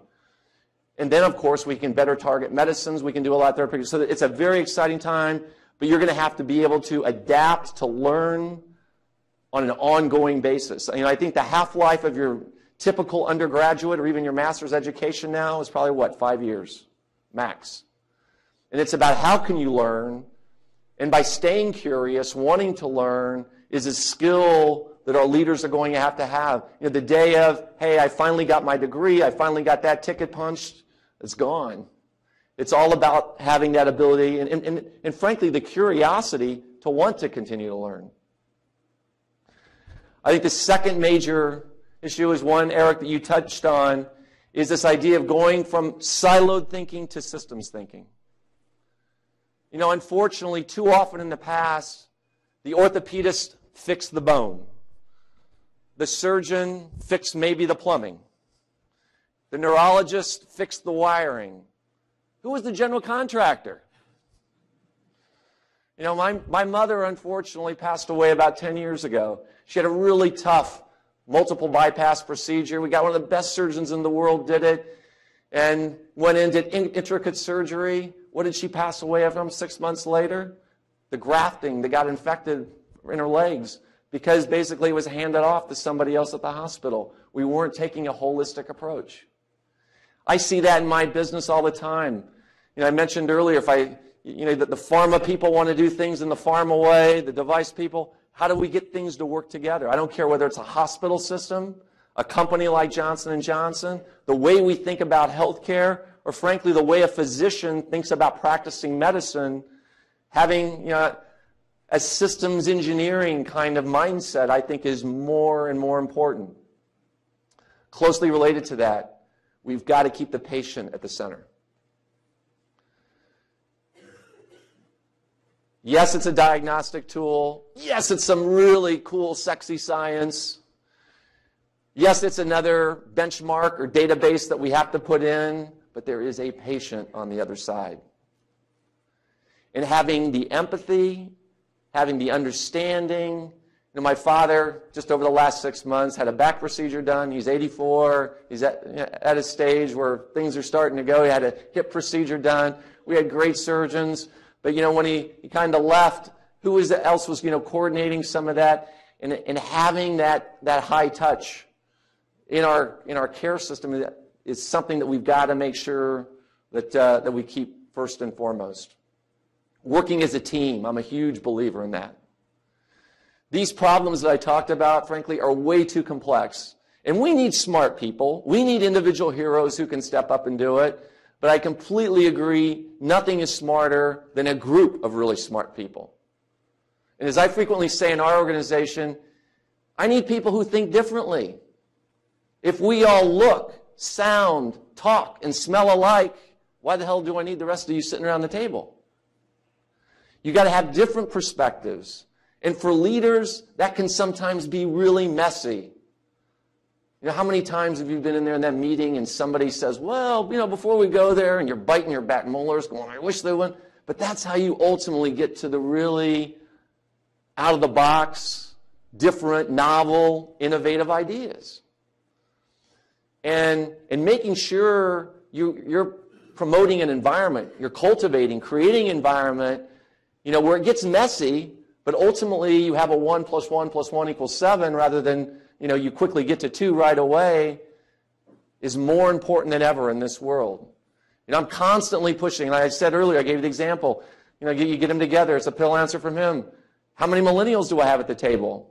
I'm sorry, but most of us over about 45, and I know I'm stereotyping, excuse me, we're not as technologically savvy as under 25. I always get in this debate with my son after a couple glasses of wine, he's like 25 now, he goes, Dad, well, you know, the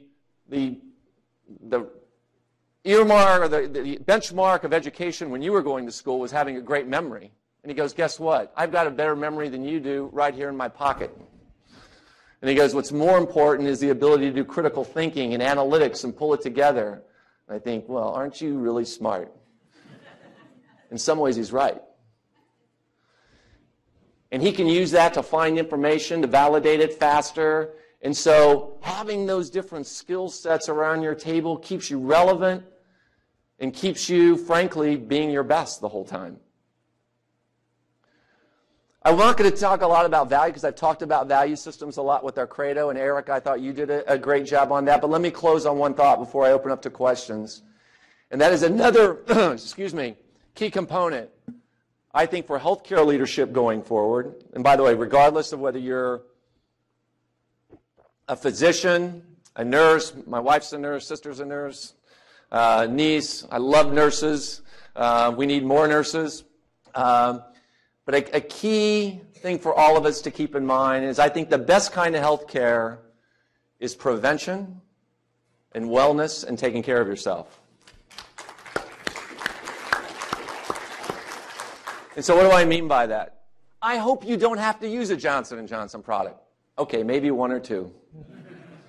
I hope you don't have to use the knee or the hip replacement or some of the cool other things that I was talking about. You know, 75% of the things that we deal with can be significantly impacted by behavior modification, whether it's cardiovascular disease, type 2 diabetes. We're even showing now in areas like oncology, stress. And so getting to the point where how do we avoid disease? And there are some cool technology and science approaches to intervention and interdiction, but so much of what we do lies with us. And as I tell my employees all the time, you've got to take care of yourself. Nobody will do it for you. At least I haven't found that application yet. And frankly, that's the best health care and well care you can do is by taking that time. You know, all too often, you get in these ruts, and look, when you're in leadership positions, in healthcare or someplace else, they're tough. They're really long hours. There's a lot of bad rubber chicken dinners. There's always that chance for another drink. There's always that late, high-stress flight. And if you're not taking the time, and by the way, you don't have to run a marathon or do a triathlon, but find something that works. The great thing today is there's so many different ways to be fit, to walk. You know, as I say, walk your dog if your dog likes you. Do yoga. Do something that keeps you moving. Because what you don't want to do is spend 30 or 40 years in a career, you give your heart and soul to it, you sacrifice for your family, you get home and have an untoward health event, and all is for naught.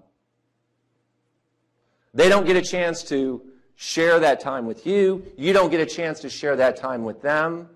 And so much of it is within our control. And I believe you're going to be a better leader.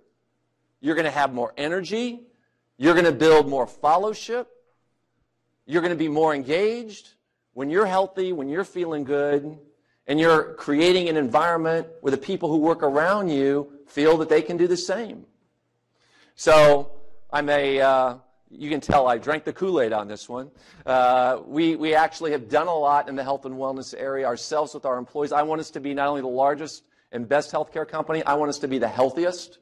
And we're working on a lot of programs on that right now. We're also doing our best to actually incorporate into some things we're doing with healthcare systems. But I think it's absolutely critical. So, look, let me just close by saying I think we're all privileged to be talking about these topics. Leadership is so important, and it's going to be such a critical component to our success. In healthcare, I must say I feel honored and privileged every day to be working in an area where you're making a difference in people's lives, and you're ultimately helping people live longer, healthier, and happier lives. So thank you very much, everybody.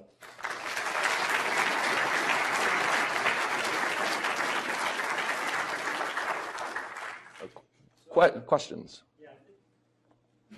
Do we have time? Before we go to those, I have a couple comments. Sure. And then a question for you. First, did our model team pay you and Eric? Because you showed something about a model that wasn't a medical model on leadership, and we've developed a model on leadership that's specific for medicine, and it's made up of 6 parts. And you said patient-centeredness, and that's the center of the model, along with critical thinking and teamwork and integrity and selfless service and emotional intelligence. So they must have paid you, because you mentioned 3 or 4. Weak minds think alike. So stay tuned, everybody, because that's coming up after the break. The second comment I want to make is, one of your companies, Synthes, Depew, MyTech, a J&J company, is one of our sponsors, as you know. And you mentioned that you promote health throughout Johnson & Johnson. And where's Lisa D'Onofrio? So we work very closely with Lisa, and Lisa does Tough Mudders, and she runs half marathons, and she's living what you're talking about. All right. So I think there's a testimony right there. Super. My question, though, is as a leader of a large organization and with a great foundation to communicate, what specific techniques do you use to communicate that? Sure. That both the health and wellness as well as the values in the credo? Sure. Well, thank you very much, Dean. Look, I think I could go on this topic of leadership, obviously, for a long time, and you're going to hear from people much brighter and trained in this area than me. But I think the other key element of leadership in today's world is engagement. And I think people today more than ever want to see leaders who are engaged, who are authentic, who are connected, who are real. A couple bad things happen. I don't know, KD, if you agree with me on this. When you become CEO or general officer, the first is that the news either gets really good or really bad. And it's always at about 4:50 on Friday afternoon that it hits. So I'm waiting for my email to come any minute here. The second thing that happens is your jokes get very, very funny. And what you find is that if you are not actively engaged and connected and talking to your organization all the time, the information that you get will be filtered and vice versa. And I think one of the greatest parts of technology today is your ability to use it to connect in very unique ways. And so every town hall that I have, I basically start talking about our credo. Because I think, what you talk about, what you do, people realize is a priority. I talk about taking care of yourself. We actually put it in the benchmarks and the metrics that we have for our company. How many people know their numbers? How many people, have participated? We put that in how I'm held accountable. Ultimately what my bonus is going to be at a particular time. Because I think what gets measured gets, people pay attention to. And it's something that, look, I don't know if it's chicken or an egg, but in our organization, I think about now 80% of our employees are in some way involved and engaged in a wellness and a prevention program because of the different things that we're doing. So I think it can do, but look, it's like anything else. You got to role model it. And I think when you role model it, people see it. I talk in my town halls, I say, look, if somebody needs to go and use a workout facility in the middle, that's okay. Now, that doesn't mean every day you can take a 2-hour lunch break to, go work out, but just don't say, well, that's not something we do during, work hours. And so, look, I think it's the big things. Obviously, we have a lot of program support. We have in-facility healthcare clinics, things like that, online services that promote it, but I think a lot of it just gets also down to leadership. Okay? Other question? Yep. Great presentation. Thank you. Thank you. I have a question, and I'll follow it up with a comment. Listening to Eric talk about the fact that the determinants of national health, only 20% are related to health care. And Johnson & Johnson, in the components you've described, pretty much are directed to supporting activities within health care. How are you going to reconcile the role of Johnson & Johnson in dealing with the other 80% and making a difference as a company in giving back to the community? I'm not sure I fully understand. In what context? I guess the context would be, rather than just as we are transitioning from like a fee-for-service environment where the more work you do, the more you get paid. Gotcha. And consequently, as a surgeon, I would be dependent on a lot of supplies in an operating room, whereas 20, 30 years from now, I'm probably going to be, if I live that long, I'm probably going to be a flat fee individual making a determination, operating when it's appropriate and providing guidance when it isn't. Gotcha. Where's Gotcha. Johnson & Johnson going to be in that? I'd say there's at least 2 or 3 things we're trying to focus. And I got to tell you, it's hard even for a company like Johnson & Johnson because this system is so entrenched right now.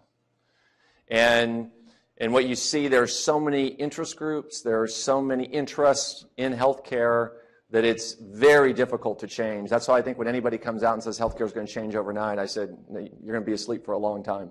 It doesn't change that fast. But here's a couple things that we're doing. Number one is we are in a position, because of all the areas that we're in, of how do we move from a fee-for-service line item model. Think of it as your car. Remember when you had a car about 5 years ago and you went in to get a tune-up and you got that sheet of paper afterwards that said $10 for this, $5 for that, $75 for your brake job, and it always added up to $300? And now you go get a car for the most part and your first tune-ups for your first 3 years are taken care of. I think healthcare will go to an episode of care or an outcomes-based approach where rather than Johnson & Johnson being reimbursed, let's say, in an average hip procedure, we charge you for a hip, we charge you for a hemostat, we charge you for a suture, we charge you for an anticoagulant. What we'll be in is in an agreement with Duke that will say for an average hip, it's going to be X. And I don't care how many of this you use, how many of that you use, and that's going to assume a positive outcome, because if it's not a positive outcome, Duke won't be in reimbursed, nor will Johnson & Johnson. I think we'll move more and more to that model. I think the other thing that we're trying to do is get into this area of more holistic treatment, of rather than thinking of ourselves as just a hip or a knee joint replacement, of what can we do preoperatively to better help determine what is the right patient, what is the right time to have a joint replacement. At the same time, what are the things postoperatively that you can watch to make sure that you have the kind of outcomes, and can we partner in different ways? You know, healthcare, I think, is frankly an outlier. If you go in, for example, the chemicals industry, Air Products has got a plant in a GM facility.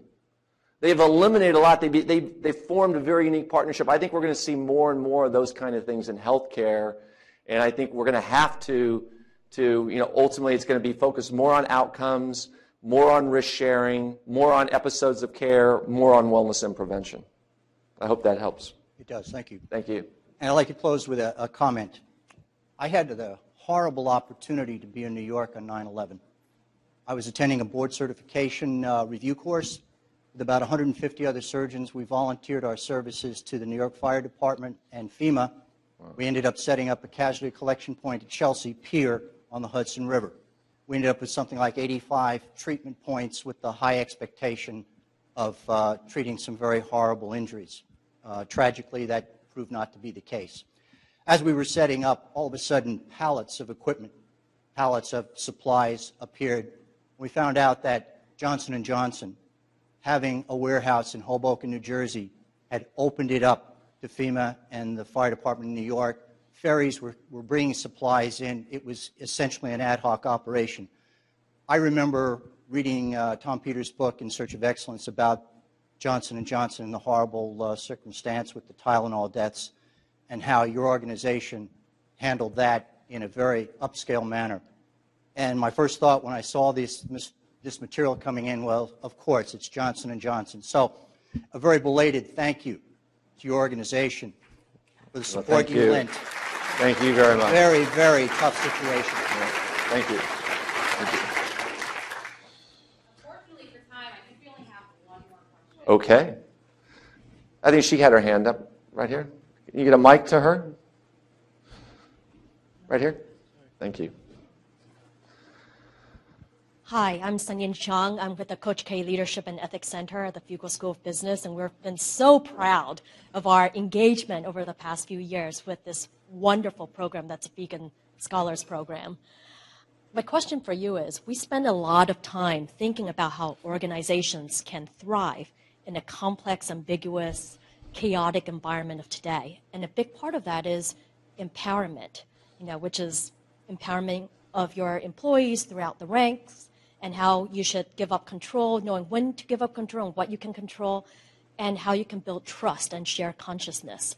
What are some of the specific tactics that your company uses to build that across all your various businesses? Sure. Great question.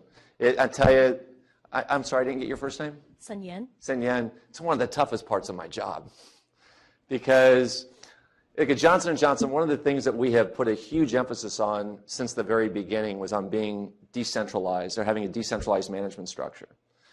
And from the very beginning, there was a strong sense that growth, innovation, ownership, accountability comes when you really let people closest to the decision point make the right decision and don't try and do it from a central core that slows down, takes away flexibility, frankly is further away from the point where you have perhaps the best knowledge to influence a particular event. And we've been very successful through a lot of years by going that way, but frankly our environment's changed. One of the things that we find 30 years ago, if you were a physician, an independent family practitioner, you determine 97% of your prescriptions. Today, a pharmacy benefit manager does, an insurer has a much greater say in that prescribing decision. Now, ultimately, the physician still has it, and you do. Same thing for a surgeon in a hospital. 30 years ago, if you were a surgeon, you worked in a private sector, you were a free agent. You likely worked for 3 or 4 hospitals. You were a profit center for each one of those hospitals. The last thing in the world that hospital wanted to do was irritate you. Come on in, it was Burger King, have it your way. Now, 70% of those physicians in certain specialties, general surgery, for example, and cardiology, now work for the hospitals. And the hospital says, well, it's not quite Burger King. We'll give you 2 or 3 choices, but you can't have it any which way. So, and by the way, on the retail side, it's gone that way dramatically. Think 50 years ago about the corner drugstore, the corner 5 and dime that was in every little town. What is it today?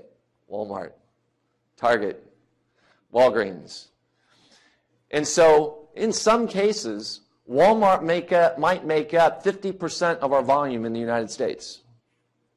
So in the days when our customers were very fragmented, decentralized, disparate, it made sense to have your business. Today, Walmart says, I don't want to deal with 265 companies. I want to deal with one.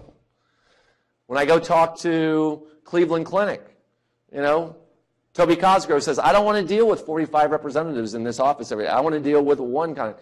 And so how do we get that balance right between keeping that ownership, that responsibility, but at the same time bringing the strength and the benefit of having such a diverse and broad platform to bear? I'll tell you, every day I'm doing this. It's a balancing act. And it's something we think a lot about. I mean, you try to push out as much as you can, but there are certain things that when your customers want it that way. So those are some of the things that we look at. The other thing that we actually do, when we talk about, I talked a lot about our Credo. We have a Credo survey that we conduct every 2 years in our organization. And it's over 100 questions long that asks each employee in the company, how is your management doing about taking care of patients? How is your management team doing with innovation? How are they doing at taking care of you, the employee? Do you feel that your management creates an environment where you can participate in a community activity? Do you think the company's done a good job? And we collect all that data and information, and that's a very important component that we use in our leadership scores. Now, if we send you into a turnaround situation, maybe your Credo scores aren't going to be great because the company frankly needs.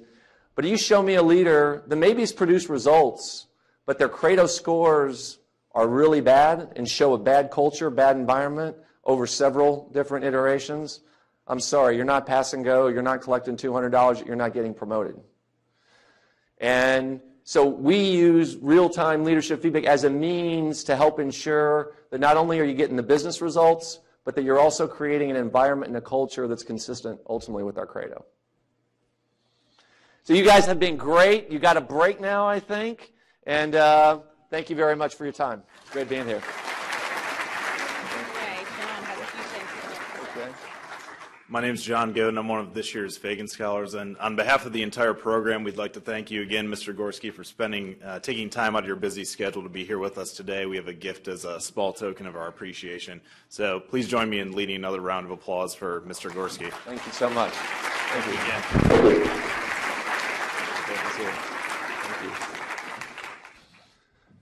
All right, he was correct. We do have a break next. So what I would like to invite you to do as you move into this, we're going to call it a 10-minute break.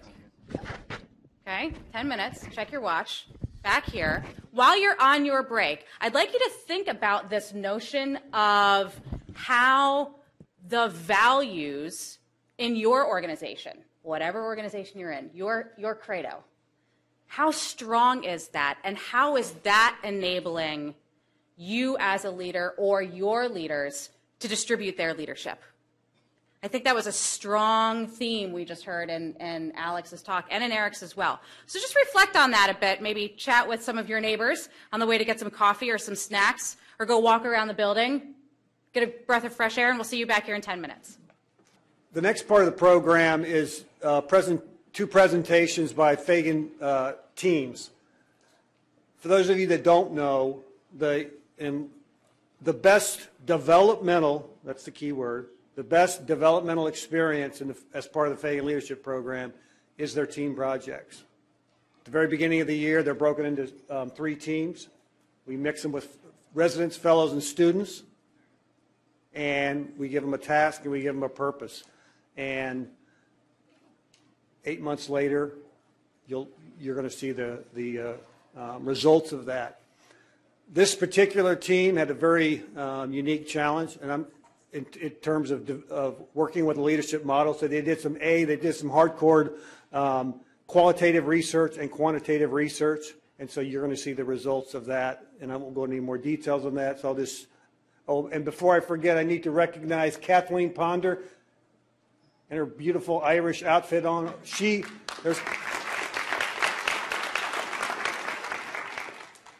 a wonderful, wonderful, bright lady and a wonderful coach, and she's done a wonderful job with this team. So without further ado, I'll turn it over to Big Joe. All right. Well, it's a pleasure to be here, and it's been a pleasure to be a Feagin Scholar, and I speak on behalf of our team. It's been such a wonderful experience, and we've had a great start to the forum today. We'd like to thank General Shoemaker as well as Mr. Gorski, and as Dr. Taylor already mentioned, their comments are going to lead into our topic quite well. And so it's exciting for us to be able to present the work that we've done over the past year. So as Joe has mentioned, my name's Joe Stewart. We have the rest of our team here. We got Matt, Steve, Jenny, and Patricia. And not only have we been able to develop ourselves as individuals in leadership, but we've also come together as a team to develop our teamwork and leadership within the team. I failed to mention Maria is also a member of our team, as you see on our list. Unfortunately, she couldn't be here due to a family emergency. As highlighted in the forum today, there's the need for strong medical leadership is becoming ever more important, and increased emphasis being placed on leadership development at all levels of medicine. So we were given the assignment in helping to develop that to do these 2 things. The first, one of the teams last year developed a Feagin medical leadership model, and so it was our goal to piggyback on the great work that they did to help validate that model, and then in addition to that, to develop an instrument to measure the constructs that are articulated within that model. And the work of our team represents a great model and instrument that we think will be instrumental as in medical education as well as in medical leadership in the future. And turn the time over to Matt. Hi. So as Joe mentioned, the foundation of the work we're going to present today was laid down by an exceptionally talented group of Feagin Scholars last year, a few of which are in the audience. And their task was the really challenging one, to create a model for leadership in medicine that could be used to guide leadership development for medical professionals. Unfortunately, we don't have time today to do justice to the depth and the rigor of the work they performed, but I encourage you to consult their published paper if you're interested in learning more. So today I'll just give you the highlights of their approach. To develop this model for leadership in medicine, they took a really systematic approach. First, they performed a literature review in which they assessed the state of the field and really tried to discover what was already known about leadership in medicine. Next, they assembled focus groups comprised of 22 medical leaders at Duke. These focus groups were tasked with identifying and carefully defining characteristics important for leadership in medicine.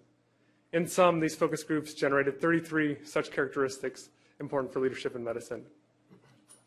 Once they had these characteristics, the Feagin scholars created a specialized type of survey known as the Q-sort. And this survey was completed by 92 medical professionals at Duke, by medical students, residents, and faculty. And the idea with this survey was that all these medical professionals would rank what they thought were the most important of these 33 characteristics. They ranked them from the least important to most important to really identify what were the absolutely most critical characteristics for leadership in medicine. So the Feagin scholars then integrated all this data statistics from the Q-sort, data from discussions in the focus groups, and from their knowledge to literature review to create a model for leadership in medicine that is presented here. And this model identifies 8 domains important for leadership in medicine. I'll hand it over to Steve. When we were first handed the task of this project at the beginning of the year, we had 2 main questions. One, was it generalizable outside of Duke, being that it was made pretty much within the confines of the institution? And 2, is it optimized so we can actually develop an instrument that will allow for measurement of leadership and development? So, helpful in answering one of the first questions, one of the modelers from last year, Dr. Allison Webb, was able to go to a national meeting on leadership where she actually went through the same rigor of the objective characteristic ranking system that they did at Duke and hopefully to get the same results, or if not, see what was different. And out of that, we had 80-some educators that were able to put these characteristics in rankings, and we took the highest ranking characteristics from that and actually put them in concordant groups in hopes that we would see some domains emerge from that. And so what we were able to identify as the highest ranking were, as in these blocks here, kind of grouped together, a first block of those characteristics of self-awareness and adapting to change, which you'll see a domain that we are already familiar with, and we're able to fit on what we call emotional intelligence. Additionally, the ethical values came out in which we fit on the domain of integrity. Moving on, it was what we saw highlighted was personal development and the knowledge, but it's more of an application of that, and so we deemed that critical thinking. And then in optimizing team dynamics and bringing that environment was teamwork. And so armed with the knowledge of this, results of this, which was research, and combined with one of our own focus groups and, meeting with experts within the leadership field, we decided that at this point it was a good time to revisit the model and try to move from there.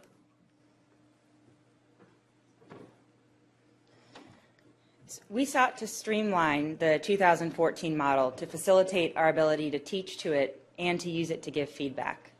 As Steve just mentioned, our research found that the term knowledge is important for this model, but what's more important is the ability to critically apply this knowledge in decision making. So we renamed this domain critical thinking. Both teamwork and emotional intelligence were ranked highly in both data sets from both years of research, so these 2 remain domains. Integrity was also ranked highly in both years of research. We moved it out to be graphically equal to the other domains. We took communication out of the center of the model as communication is important, but it's an integral part of emotional intelligence and teamwork. And our research found that it's very difficult to separate communication from these 2 domains. We took excellence out as a separate category, as our research demonstrated that excellence is actually a part of all of these other domains. Selfless service and patient-centeredness remain domains in our model, as the focus groups consistently emphasize these are very important characteristics for medical leaders. We did also move selfless service out to make it equal with the other domains. We kept patient-centeredness in the middle of our model, as patient-centeredness is intricately linked with all of the other domains, and strength in all of the other domains allows for more patient-centered care. Now I'd like to introduce to you the Feagin Medical Leadership Model 2.0.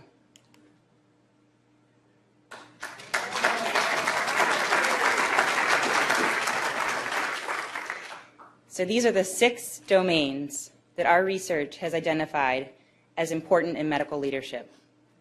emotional intelligence, teamwork, selfless service, critical thinking, integrity, and at the center, patient-centeredness.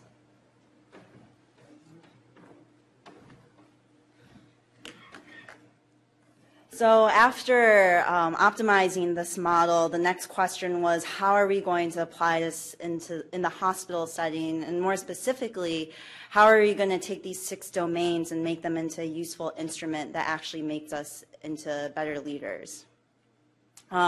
So our task was to develop a Feagin leadership instrument, and we decided this instrument should really be aimed at personal leadership development. And so here I'll walk through a quick summary or overview of how we developed the instrument. First, we created items which are basically like statements or almost survey items that reflect the characteristics of leadership and domains. Then we validated the items and then refined the items to make the final product. So to create the items, these items were based on the revised leadership model, and each scholar created over 20 items per domain. And we used other leadership instruments or surveys that were in the public domain to create these items. The only domain where this was actually an issue is patient-centeredness, since it's usually not a part of leadership. So the scholars actually took the time to think of statements that would represent what we thought was patient-centeredness. So an example is incorporates patients as an integral part of the team. Next, we wanted to validate whether these items were actually measuring the domains that we wanted them to stand for, and then also look at the importance of these items in leadership. So we did this by sending out a survey to many of the people in this room, so either leadership experts who studied leadership academically or leaders within the Duke Health System. And the survey basically asked you to name what domain an item belonged to, such as practices what one preaches, and then next to rank the importance of this item so that we could see what most people felt was important for leadership. And then from there, once we got the results back, we refined these items by taking out statements that were either repetitive or generally considered less important by respondents.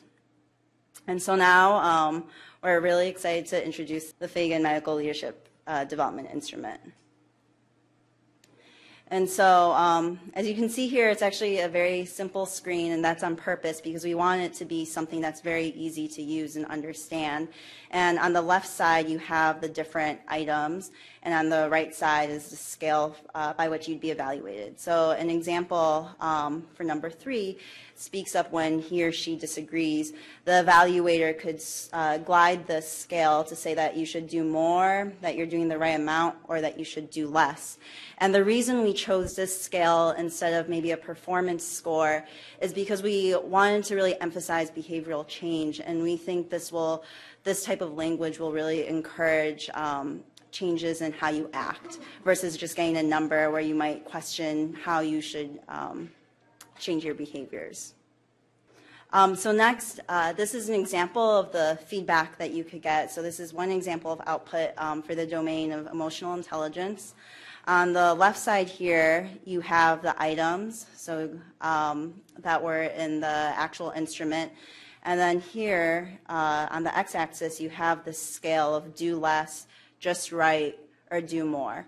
And so since no one will ever really be perfectly at 0 and doing the perfect amount of any item, we created a normal range of -10 to 10. So if you're within this range, you're still doing the right amount of each task.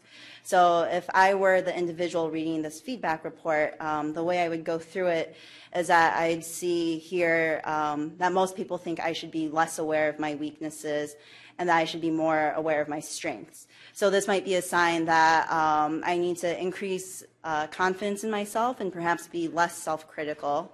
And then also, most people thought I should maintain a positive outlook more frequently.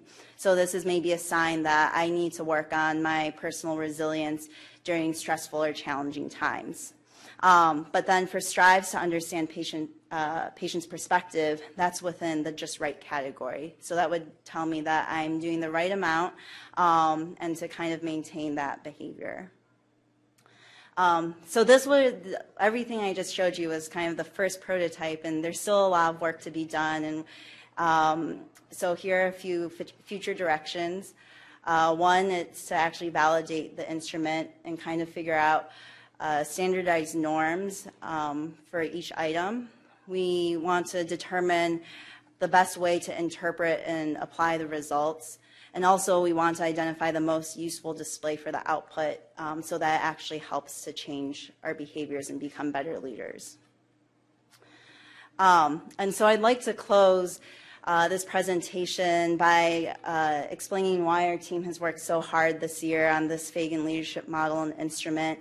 And while we've talked a lot about personal leadership development, really the Feagin leadership model, instrument, and this entire program is about helping our patients.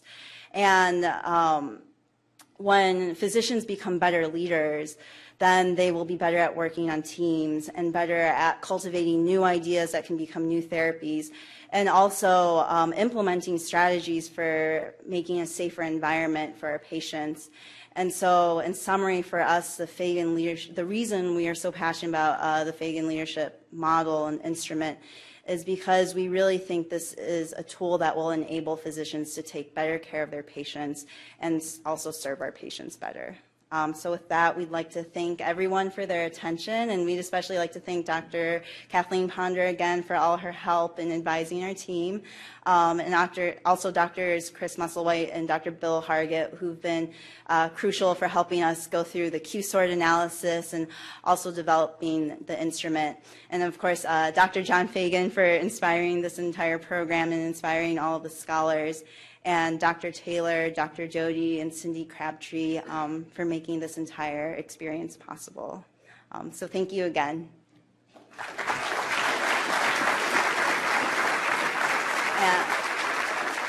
And we'd be happy to take any questions from the audience.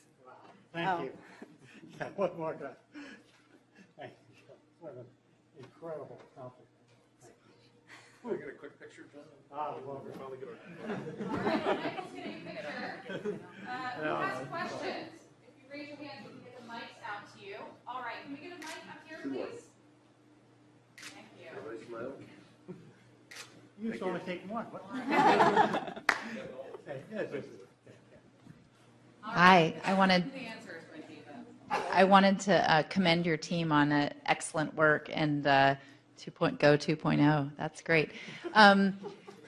What I'm interested in, if you were going to lay out your thoughts about the utility of this in the future and the directions that you see, in particular for your evaluation instrument, what would you like to see the order of events happen, and where would you like to see that application used, that instrument used, in what contexts, and what are the steps that we need to get it to be able to use it? Cecily, can you tell them who you are and why that's important for you? Yeah, because you're laying out some work for me for the next couple years. So I work with the LEAD program with Dr. Taylor as the Associate Curriculum Director for the Leadership Education and Development for Duke, for the medical school. And I see what wonderful work you've done both with the model but also with the instrument. And I see some ideas about utility for that, but I'm interested in your ideas about what steps have to happen next. And I see you kind of gave a task to next year's scholars, but take us a couple more steps down that road and tell us about the utility and the application. Sure. So thank you for your question.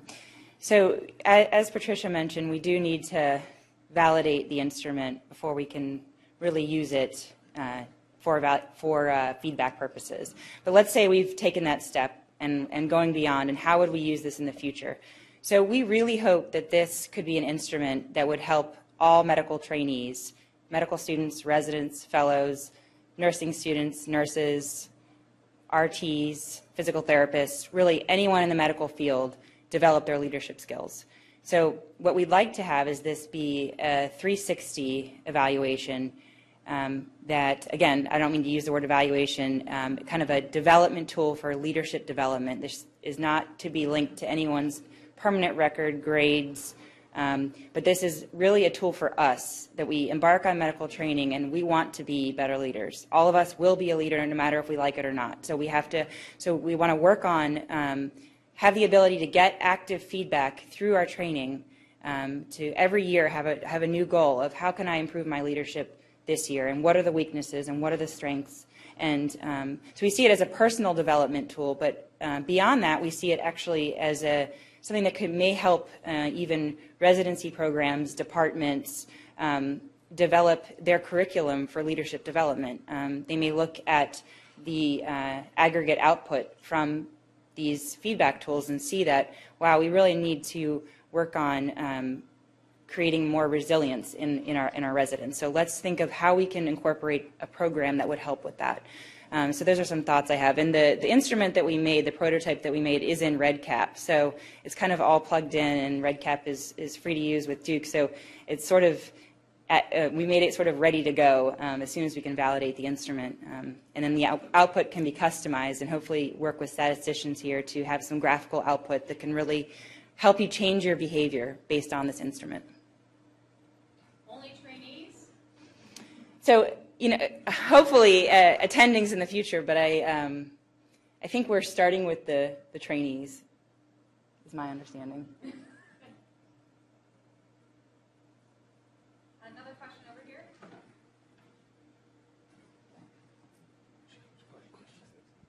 Thank you. My name is Malini. I'm also one of the Feagin scholars. So you guys spoke about the applicability of the instrument, which is awesome. And I'm curious to hear a little bit more about the applicability of the model, the leadership model, to medical students or trainees in general. So I'll take this one since I'm one of the med students. So I think a lot of times when we think of leadership, we really think of like the attendings on our teams or the deans and people really high up on the ladder. But in truth, even medical students can learn a lot from this model to become better leaders. And one example that comes to mind is that one of my classmates, who's actually here in Exhibit, had won the Humanism Award at Duke.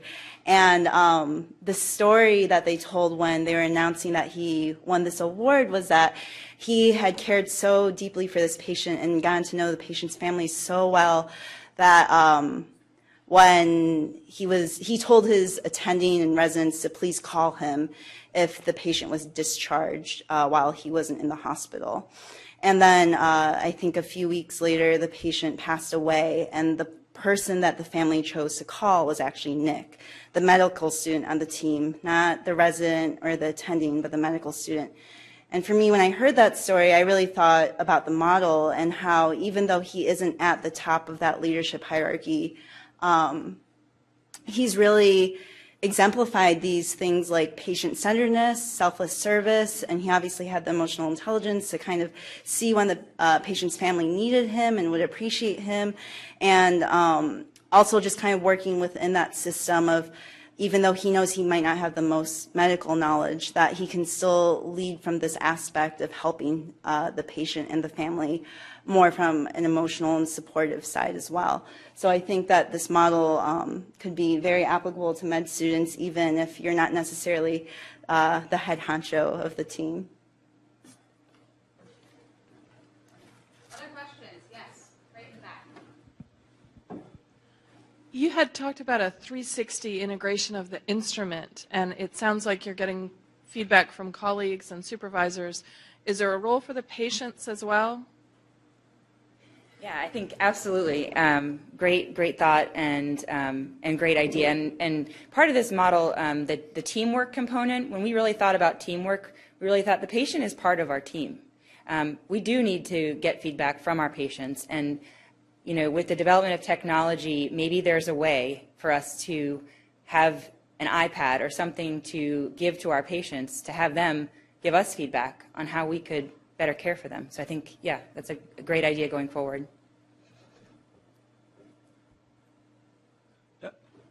Yes, I just wonder where you put, I like your instrument. I just wonder where you fit judgment into this, maybe in the emotional or the critical thinking. It's not really brilliance or knowledge that defines our true leaders. It's their judgment. For example, Lincoln wasn't brilliant, but he saved our country. So I just wonder where you put judgment into this instrument. No, Dr. Urbanek, I think that's a great point. And that's, some of what we presented. That's the whole, the old model used to have knowledge on it, and we assessed it the same way you did. We felt like knowledge was something that, we can't be knowledgeable in everything, and we need to sometimes trust the knowledge of others and incorporate that knowledge into our decisions. And so that judgment and that definitely goes under critical thinking and like you mentioned, I think emotional intelligence as well.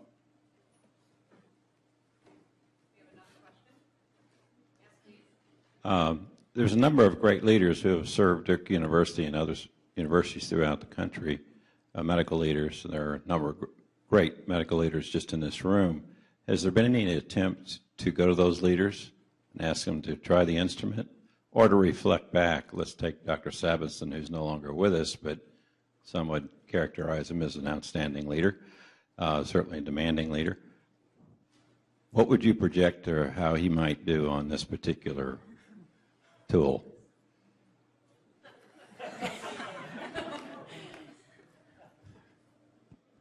As a surgical resident here at Duke, and the good thing is we did get involved with a lot of leaders here at Duke. We did not really get to reach out to other institutions as much yet. That was already in the planning stages. So I agree that that's one of the next big steps for us. The good thing is, and especially thinking about the model, taking it from a med student standpoint, as a resident also, you try to find that mentor. And Sabinson was definitely a mentor for a lot of people. And looking at the model, I look at what I have as a mentor right now, and they don't excel in every one pieces of that model. They just don't. The good thing for me to have that model then is to realize I have a lot to grow, I have a lot to develop, and I got to seek that out, and I've got to find people to fill those voids. So again, I think every leader will find, even as you mentioned, as we go up that chain, that there's things they can improve on, and that's the best part about leadership is you can work on it. It's not something that you have to give up on if you don't meet that mold. So I think the next great steps for us is, we are going to put it forward for the next year, but to help validate this, we will be reaching out. And that was sort of the points also about when Dr. Webb was able to reach out to other institutions at the national meeting, at least because we wanted to get some feedback that the model was holding to its own, and luckily for us it was. So. Yes, right here. Mike's coming. Thank you. Excellent presentation. I want to thank you especially for your choice of patient-centeredness as a key factor in this thing. I'm a surgeon in a community hospital, and in recent years, the whole business paradigm has been forced into our medical existence, and in our hospital, it's very upsetting to me when I go to a business-type, administrative-type meeting, and patients are called clients, and physicians are called providers. And that I just can't get used to that. That's a problem. And the whole focus, of course, is that clients are different from patients. And I just greatly compliment you on the fact that you've hung on to some of our old nomenclature. Thank you very much.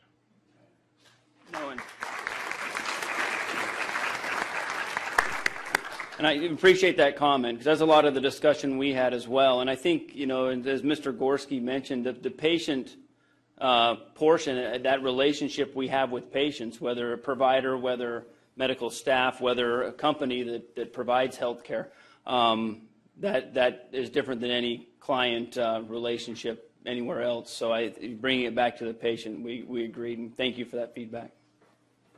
We have time for one more question. Anyone else? Final questions? All right. So thank you all for your presentation. It was great. It was really neat to see this develop throughout the year. I was wondering if you could describe a little bit how this leadership model is unique. What makes it different from the other leadership models that you saw in the business world or in other industries?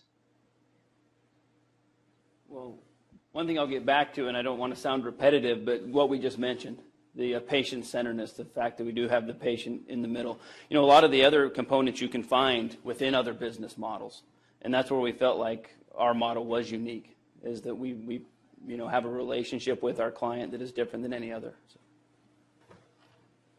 Please join me in congratulating this group on their fantastic.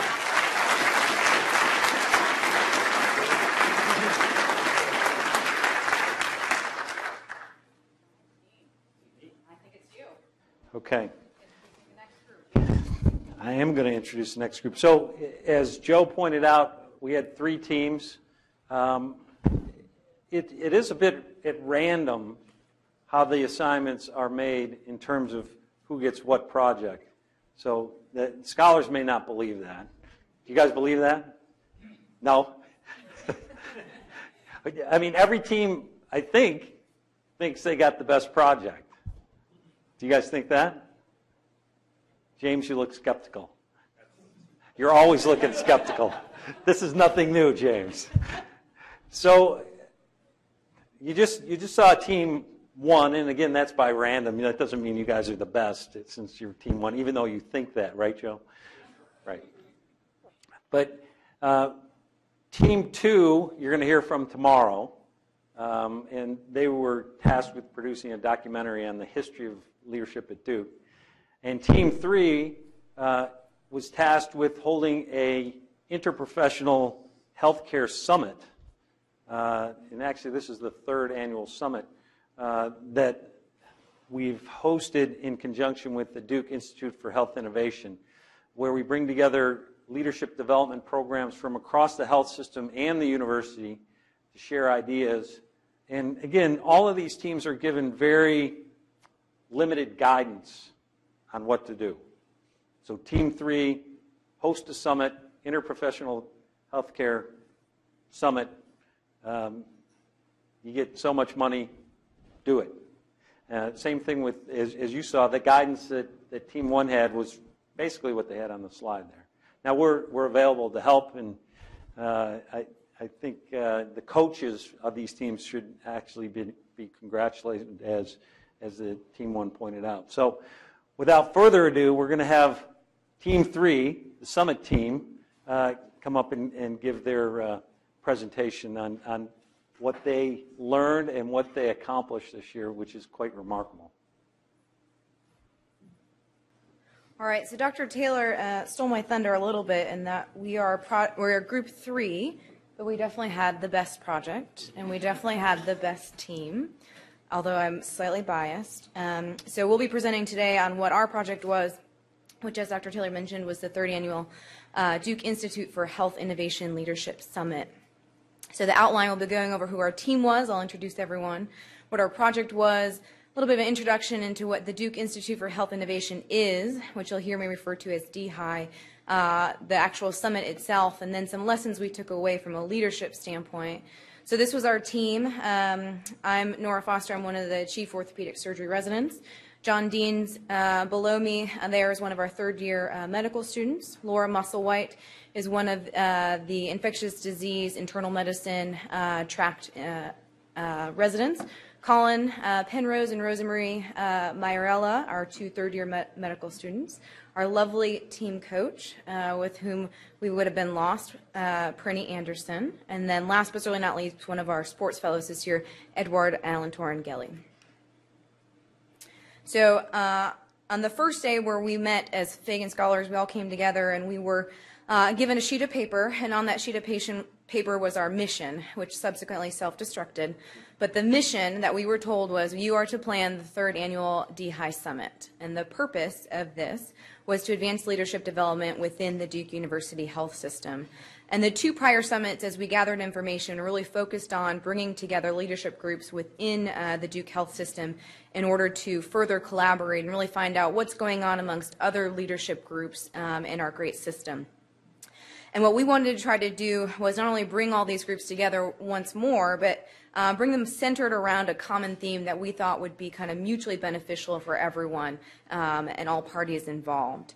So with that in mind, we kind of sat down to do some brainstorming, and we endeavored to draw inspiration from our supporting organizations. And one of those, most importantly, was DHI.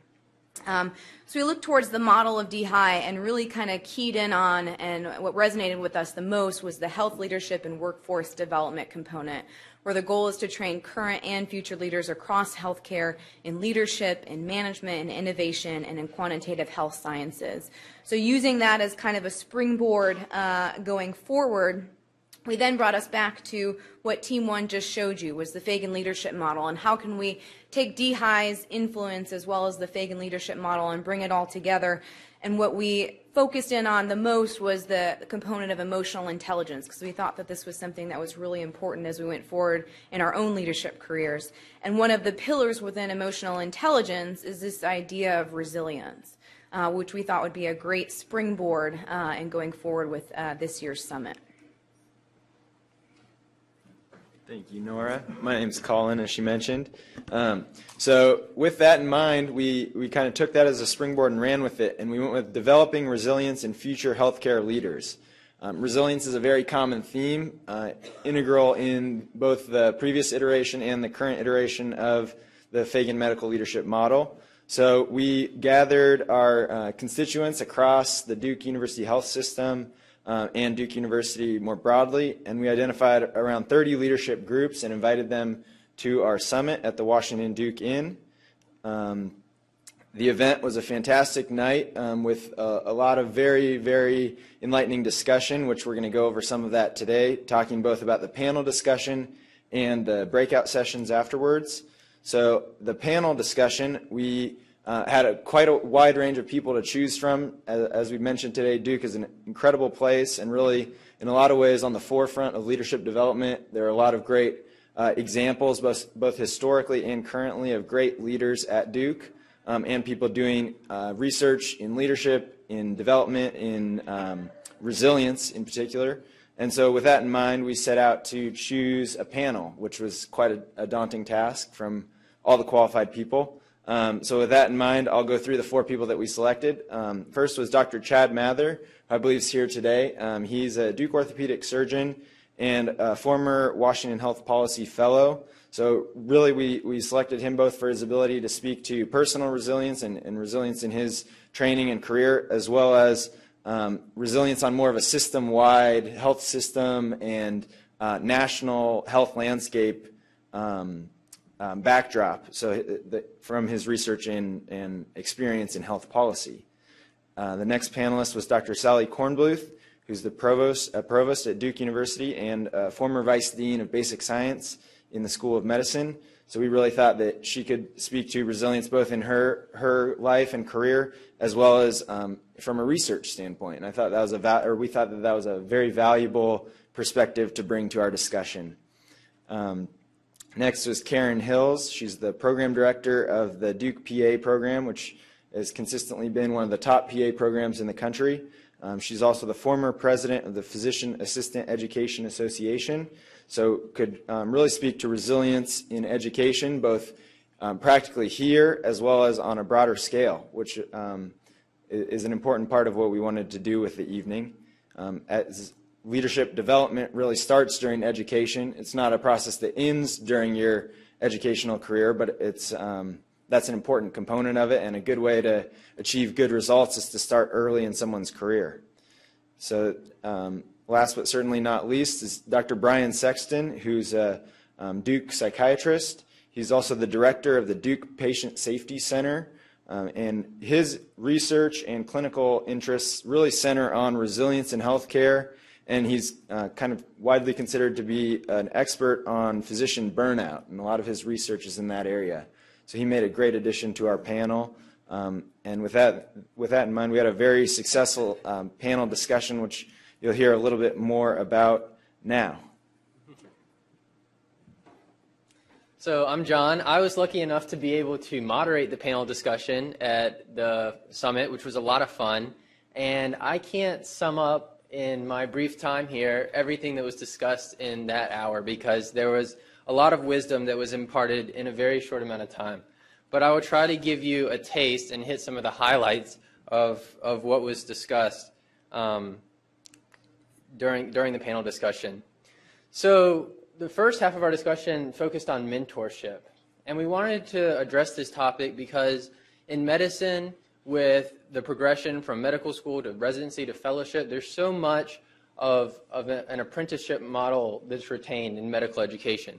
And we wanted to talk about some of the lessons that our panelists had learned from their mentors, some of the strategies they had to develop on their own throughout their careers, and some of the things that they're trying to impart to the next generation of physician leaders.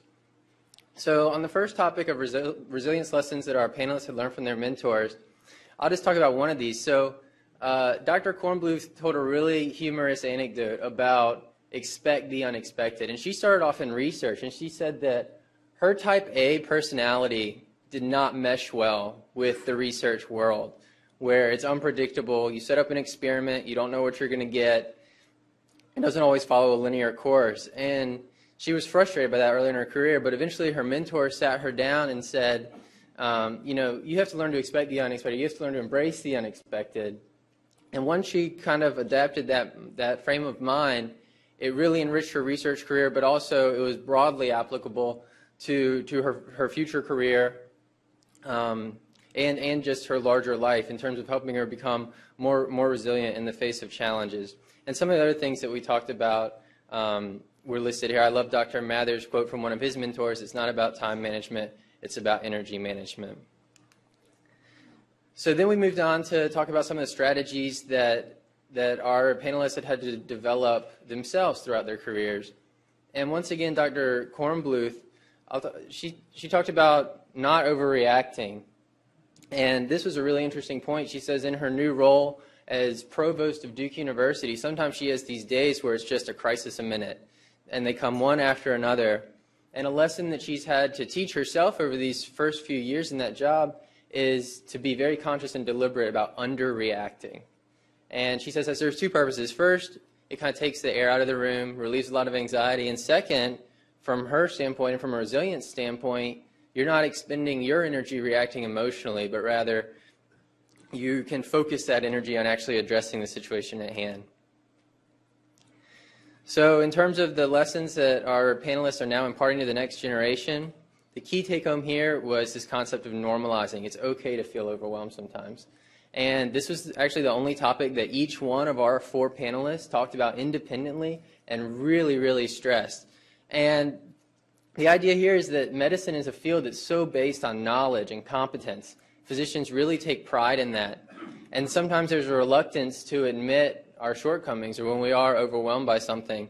And that each of our panelists emphasized that the most valuable thing that they can provide to trainees is having a conversation where they stress that the challenges you're facing are something we all faced, we all get through them, and it's okay to feel that way. And once again, some of the other key lessons are listed here.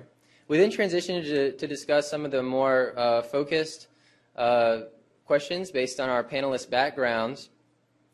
And Ms. Hills talked about some really novel things that the PA program is doing in their curriculum to prepare their students to transition from the classroom to having careers very quickly. The PA students don't do a residency, so it's an incredibly abrupt transition from training to practice. And they're doing some really novel things to prepare their students for that and be resilient in the face of those challenges. And then continuing on that theme, Dr. Mather talked about something that we've talked a little bit about today, and that's what he conceives as medicine's greatest future challenge, which is transitioning from a volume-based to a value-based payment model. Finally, our conversation concluded with some really key highlights, and a lot of this was based on Dr. Sexton's research and expertise. So where does Duke stand on resilience? And Dr. Sexton emphasized that Duke is at the forefront of resilience training and preventing burnout in medicine, but there's still a lot of room for improvement. He stressed that Duke is trying to create certain regenerative spaces where providers and other staff have the opportunity to take time when they're feeling burned out or overwhelmed by their careers. And then he emphasized this point, which was my major takeaway from the panel. It was something I didn't know, and it's fascinating to learn. Burnout rates among providers are the strongest predictor of patient safety outcomes. So Dr. Sexton came to Duke as the head of the Patient Safety Center, and he says 98% of what he does is resilience. So from this discussion, we learned that this issue of resilience in medicine is not just about providers, it's about the patients too. So the question is, what can we do to change that culture? And our breakout sessions kind of tried to start to address that question.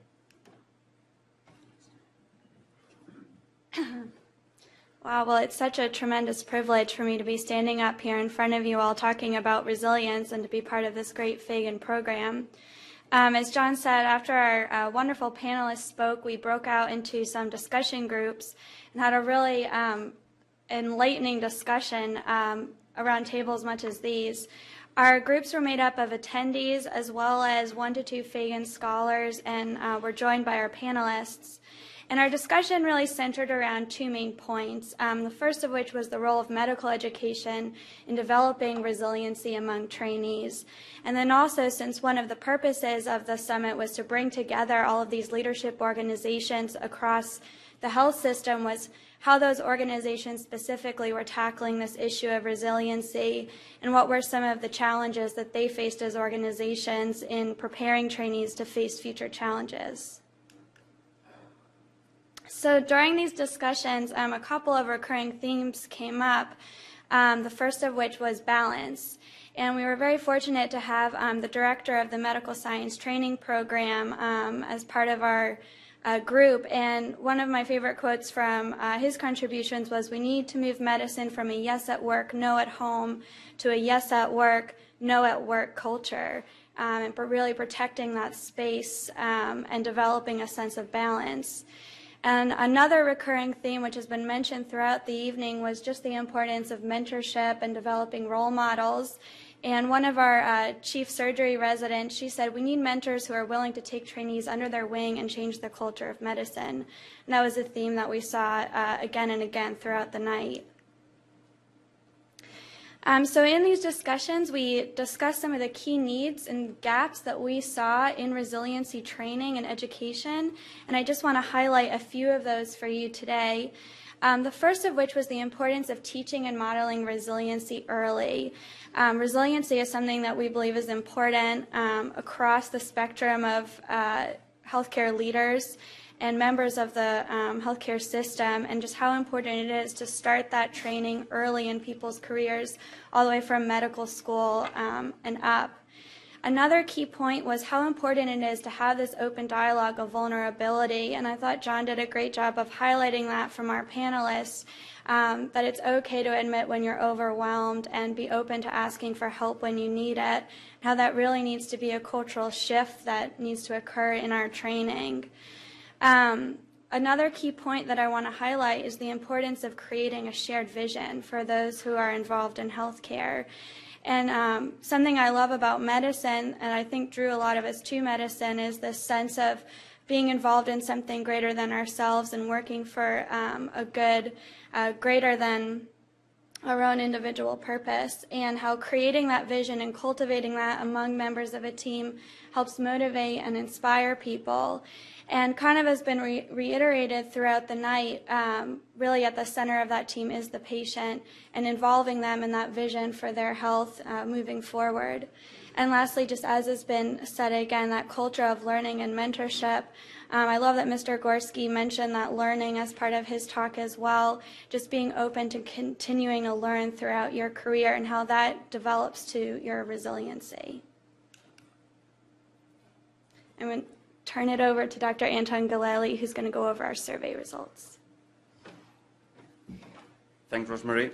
So one of the ways in that summit to achieve the purpose of the summit was to conduct this survey in the people that came to attending the summit. So most of the people over there were medical doctors and then medical students, and most of them were involved in clinical field and also education and leadership development.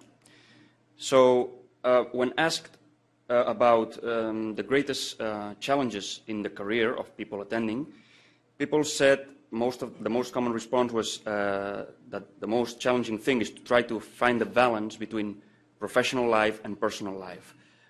Also, understand and manage the culture of competitiveness, accept the limitations, mobilize people behind a common goal, or recognize that there are multiple ways to accomplish similar goals. When asked about the greatest future challenge that people would face, they responded insufficient training, to be able to be focused on a big picture, or face increased competition again.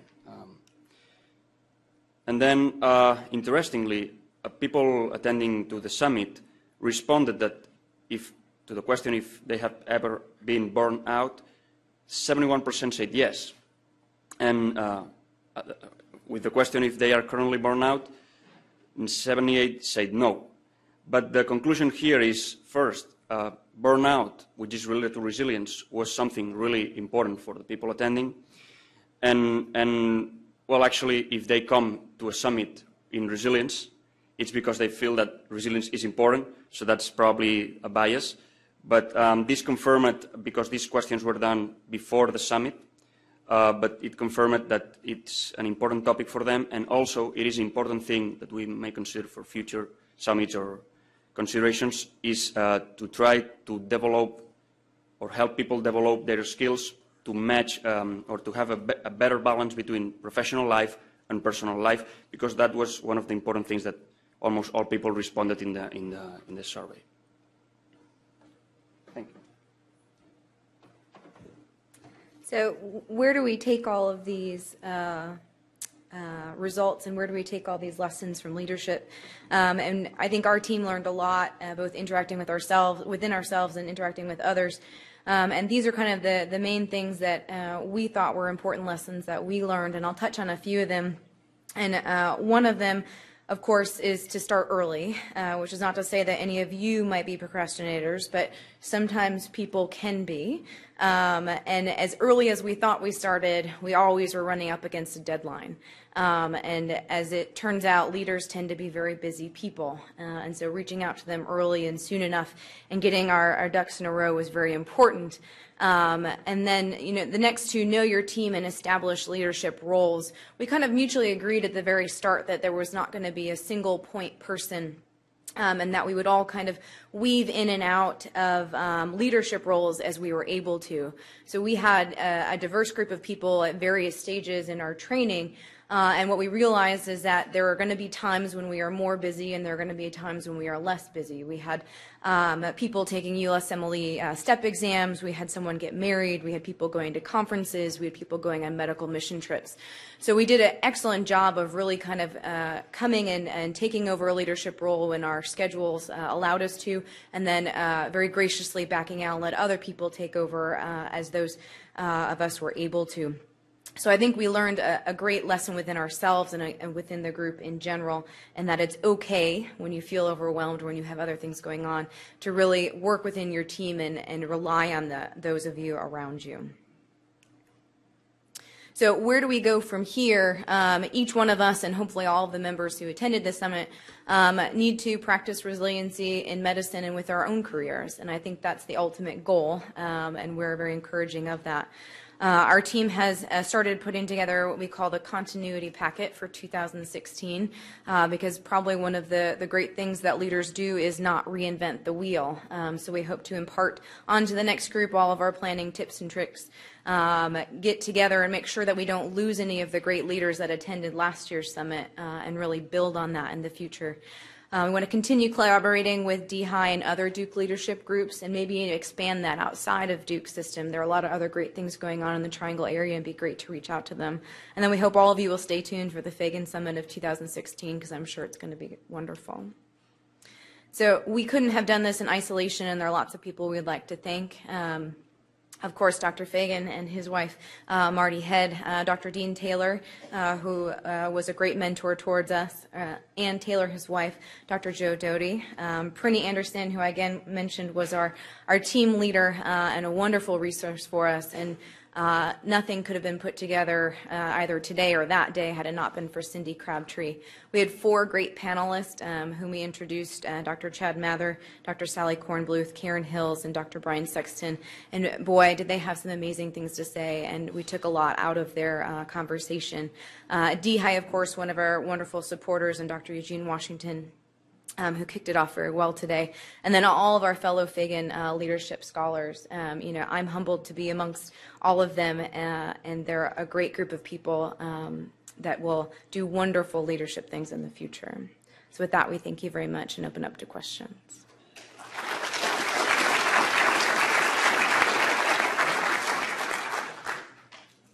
Thank you, team. Well done. Breathe. Questions?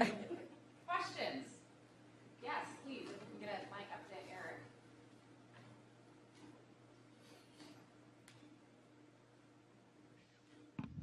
Eric.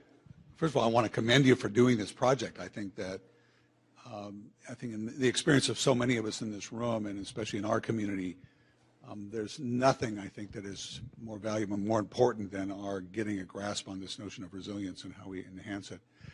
In fact, I think, and I think you can relate to this as well, Joe, that the U.S. military has spent the last decade and a half really looking very intensely at this notion of resilience. So two quick comments and then a question. The first is that I think our original concept of resilience really revolved around a simple engineering or a mechanical model that said you were returning like a tennis ball back to your original state.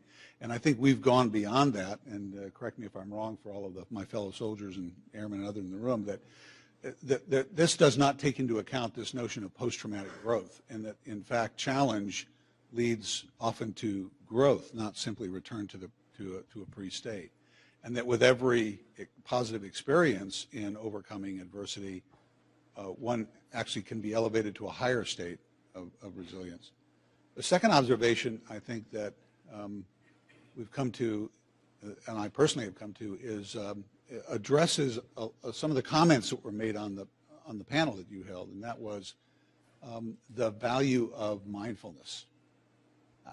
And this notion that the human brain, and this is, I think, a neuroscientific concept more than a religious or spiritual one, the human brain is really designed to examine lessons learned, often with regret or guilt, and to forecast future events, often with catastrophizing. And both are fictions. Our past is as fictional as our future is in terms of our internal process. And mindfulness is really this notion of coming into the present moment and being mindful of present events externally and internally without making judgment. It's a skill. And working now, some of the preliminary work of people like Amisha Jha down at the University of Miami is that if you take soldiers who are pre-deployment and expose them to mindfulness-based training, their working memory actually improves, their attentiveness to the present moment increases with better retention, and their post-traumatic stress is reduced as a consequence of that. And that's my question. Did you examine or look at mindfulness as a tool, as a skill that we could be teaching almost from the earliest opportunity to folks, not only in the medical community, but even earlier, as a skill to enhance their resilience? Thanks.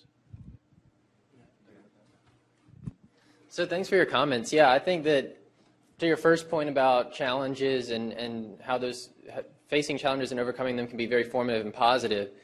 With the concept of resilience, we're not trying to eliminate adversity from medical training. We're trying to address being overwhelmed by adversity to the point where patients are suffering, to the point where physicians are choosing to pursue other careers or interests.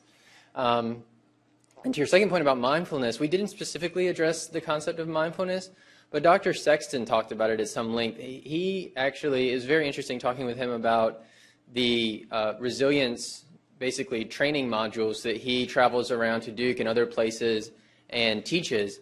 And he was talking about how those are the most highly rated CME that Duke offers. And they did a study where they offered that training to first-year internal medicine interns and then checked them a year out compared to students who hadn't had the training in the past. And they were lower on metrics of burnout, depression, all these things that measure. And I know that mindfulness is a part of what he teaches in his resilience training programs. So I think there's definitely a role for it. It would be something that's worth examining in the future. I do know that as a part of the larger instructional package that he's put together, it can be effective.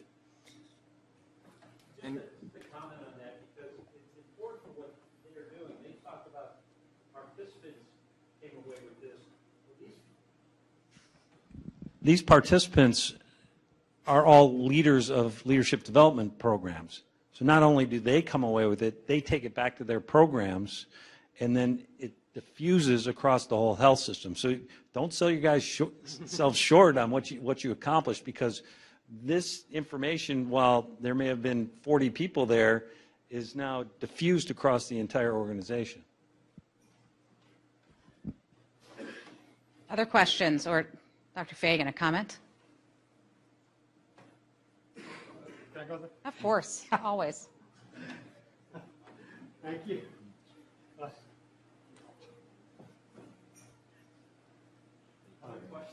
Wait, I'm coming. You know,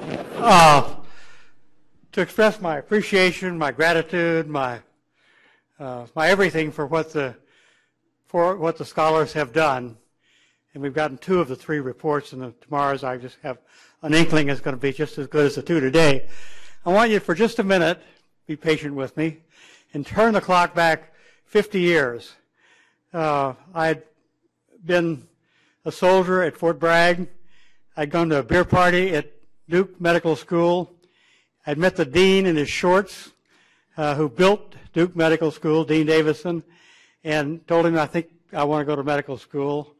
And he said, you're accepted. So, had a beer party. No, none of those exams and stuff. Anyway, I can't, if you can identify with me, sitting on opening day, on leave of absence without pay from the military, when we were addressed on opening day by Dean Davison, who said, there's 76 of you, and I intend for you all to graduate, and there will be good days and bad days, and the culture that he established on opening day, and then the continuity to today, is just absolutely incredible. When I spent the summer of between my junior and senior year as a medical student working for him at Roaring Gap, North Carolina, I had the opportunity every Sunday night at dinner to ask him a few questions about the Duke culture, the Duke leadership, why Duke had made it so quickly into fame, and why it is as it is today in ways. He said, the 2 of us hired the third person, the 3 of us hired the 4th. And when I think of all the principles that have been presented today by the scholars, I think Dr. Davison must be looking down at us and saying, great job, guys. Thank you.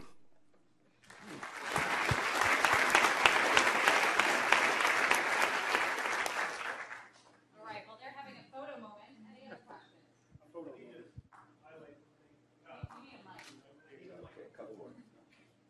Back to Joe Schumacher's question about mindfulness.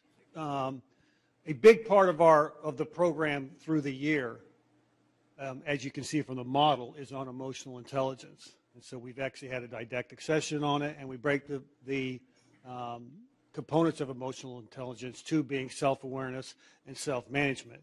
And so we actually did spend a fair amount of time collect individually and collectively on the topic of self-awareness, and or if you want to call it mindfulness. So just to reinforce that from a curriculum perspective, we do understand the importance of it. Thanks, John. Other questions? Great, thank you. It was a great topic. I appreciate your presentation, because I think traditionally medical education training programs have really not addressed this issue at all, as I think everyone in this room would agree. I remember my first call as an intern, and as the day ends and the chief resident says, well, I'm heading out, you can call me if you need me, but remember, calling is a sign of weakness. So it's one of these things that I think that starts the stress and the burnout and things like that. So my question to you is, this is a great topic. How did you get any sense from anyone here at Duke as you did this project, how open do you think training institutions now are, the residency, particularly surgical residencies, do you think they're open to incorporating this into their training now? Is the culture ready to change? Because, traditionally, I don't think that's been there.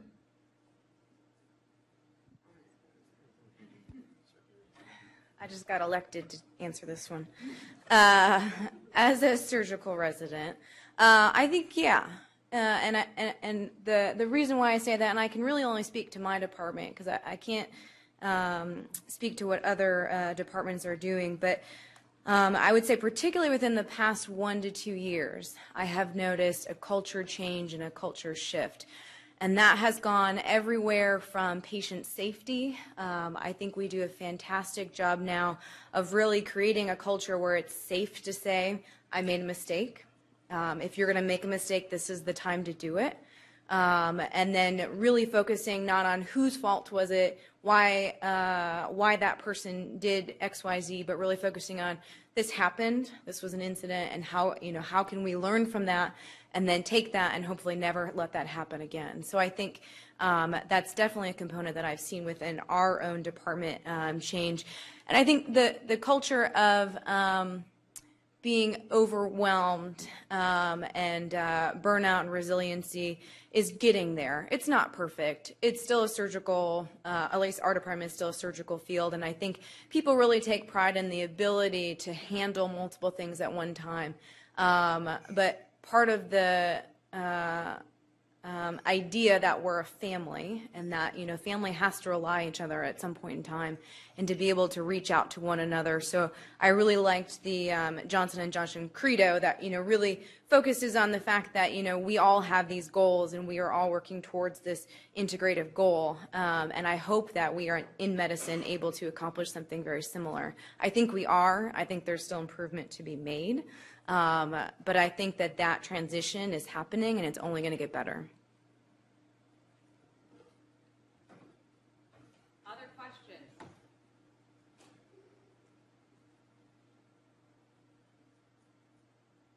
All right, well, please join me in congratulating.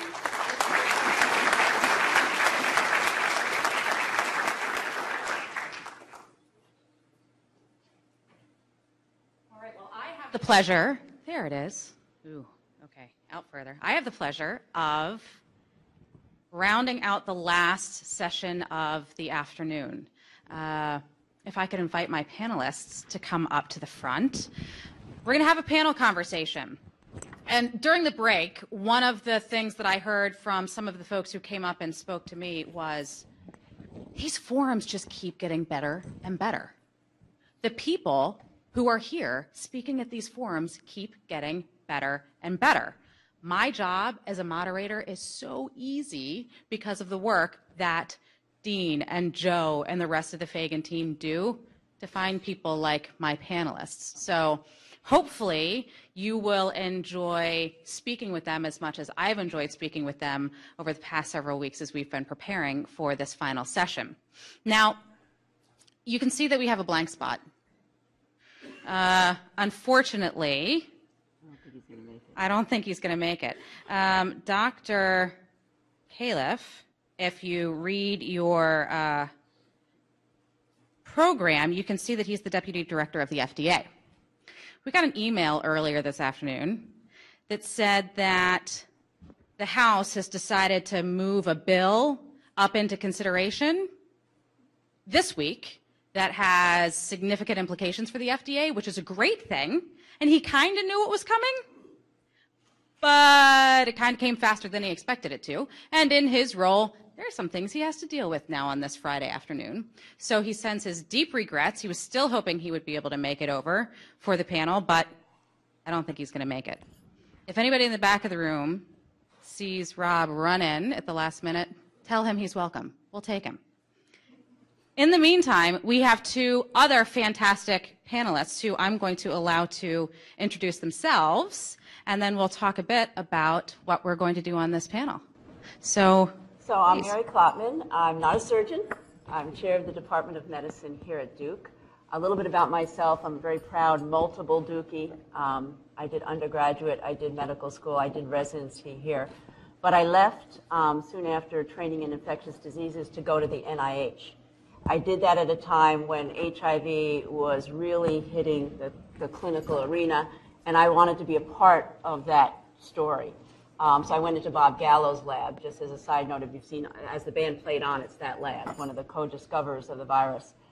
I would like to say I had mentors that gave me an idea of what I wanted to be as a leader at Duke. I really cut my teeth on leadership at the NIH. It was a very large lab, international.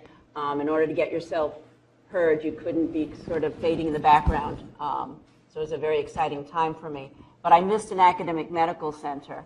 And after several years at NIH, I went up with my husband to New York, the other place where I really learned how to be a leader, in an academic medical center in Manhattan at Mount Sinai, where I was chief of infectious diseases.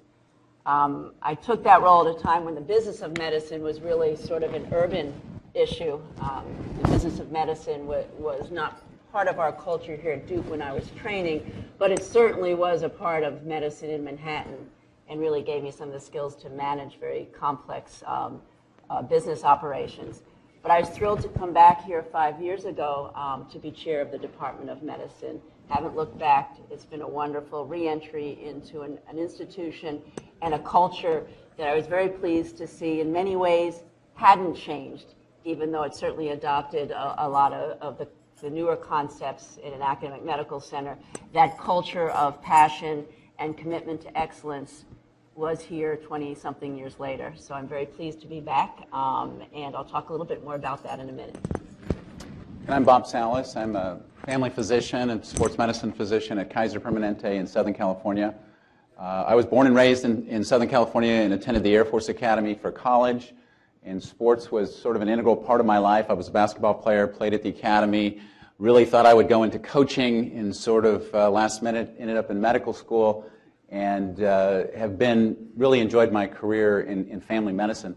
And I'm sort of here, I think, to speak from a non-traditional approach, somebody who's led sort of without authority. I really have been much more interested in being a clinician, a teacher, a researcher involving clinical research around my patients and doing continuing medical education. Those have sort of been my passions.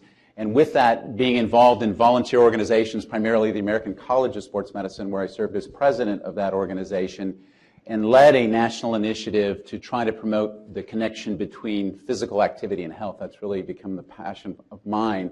And how do we do that? And I'll be talking about that as we move forward.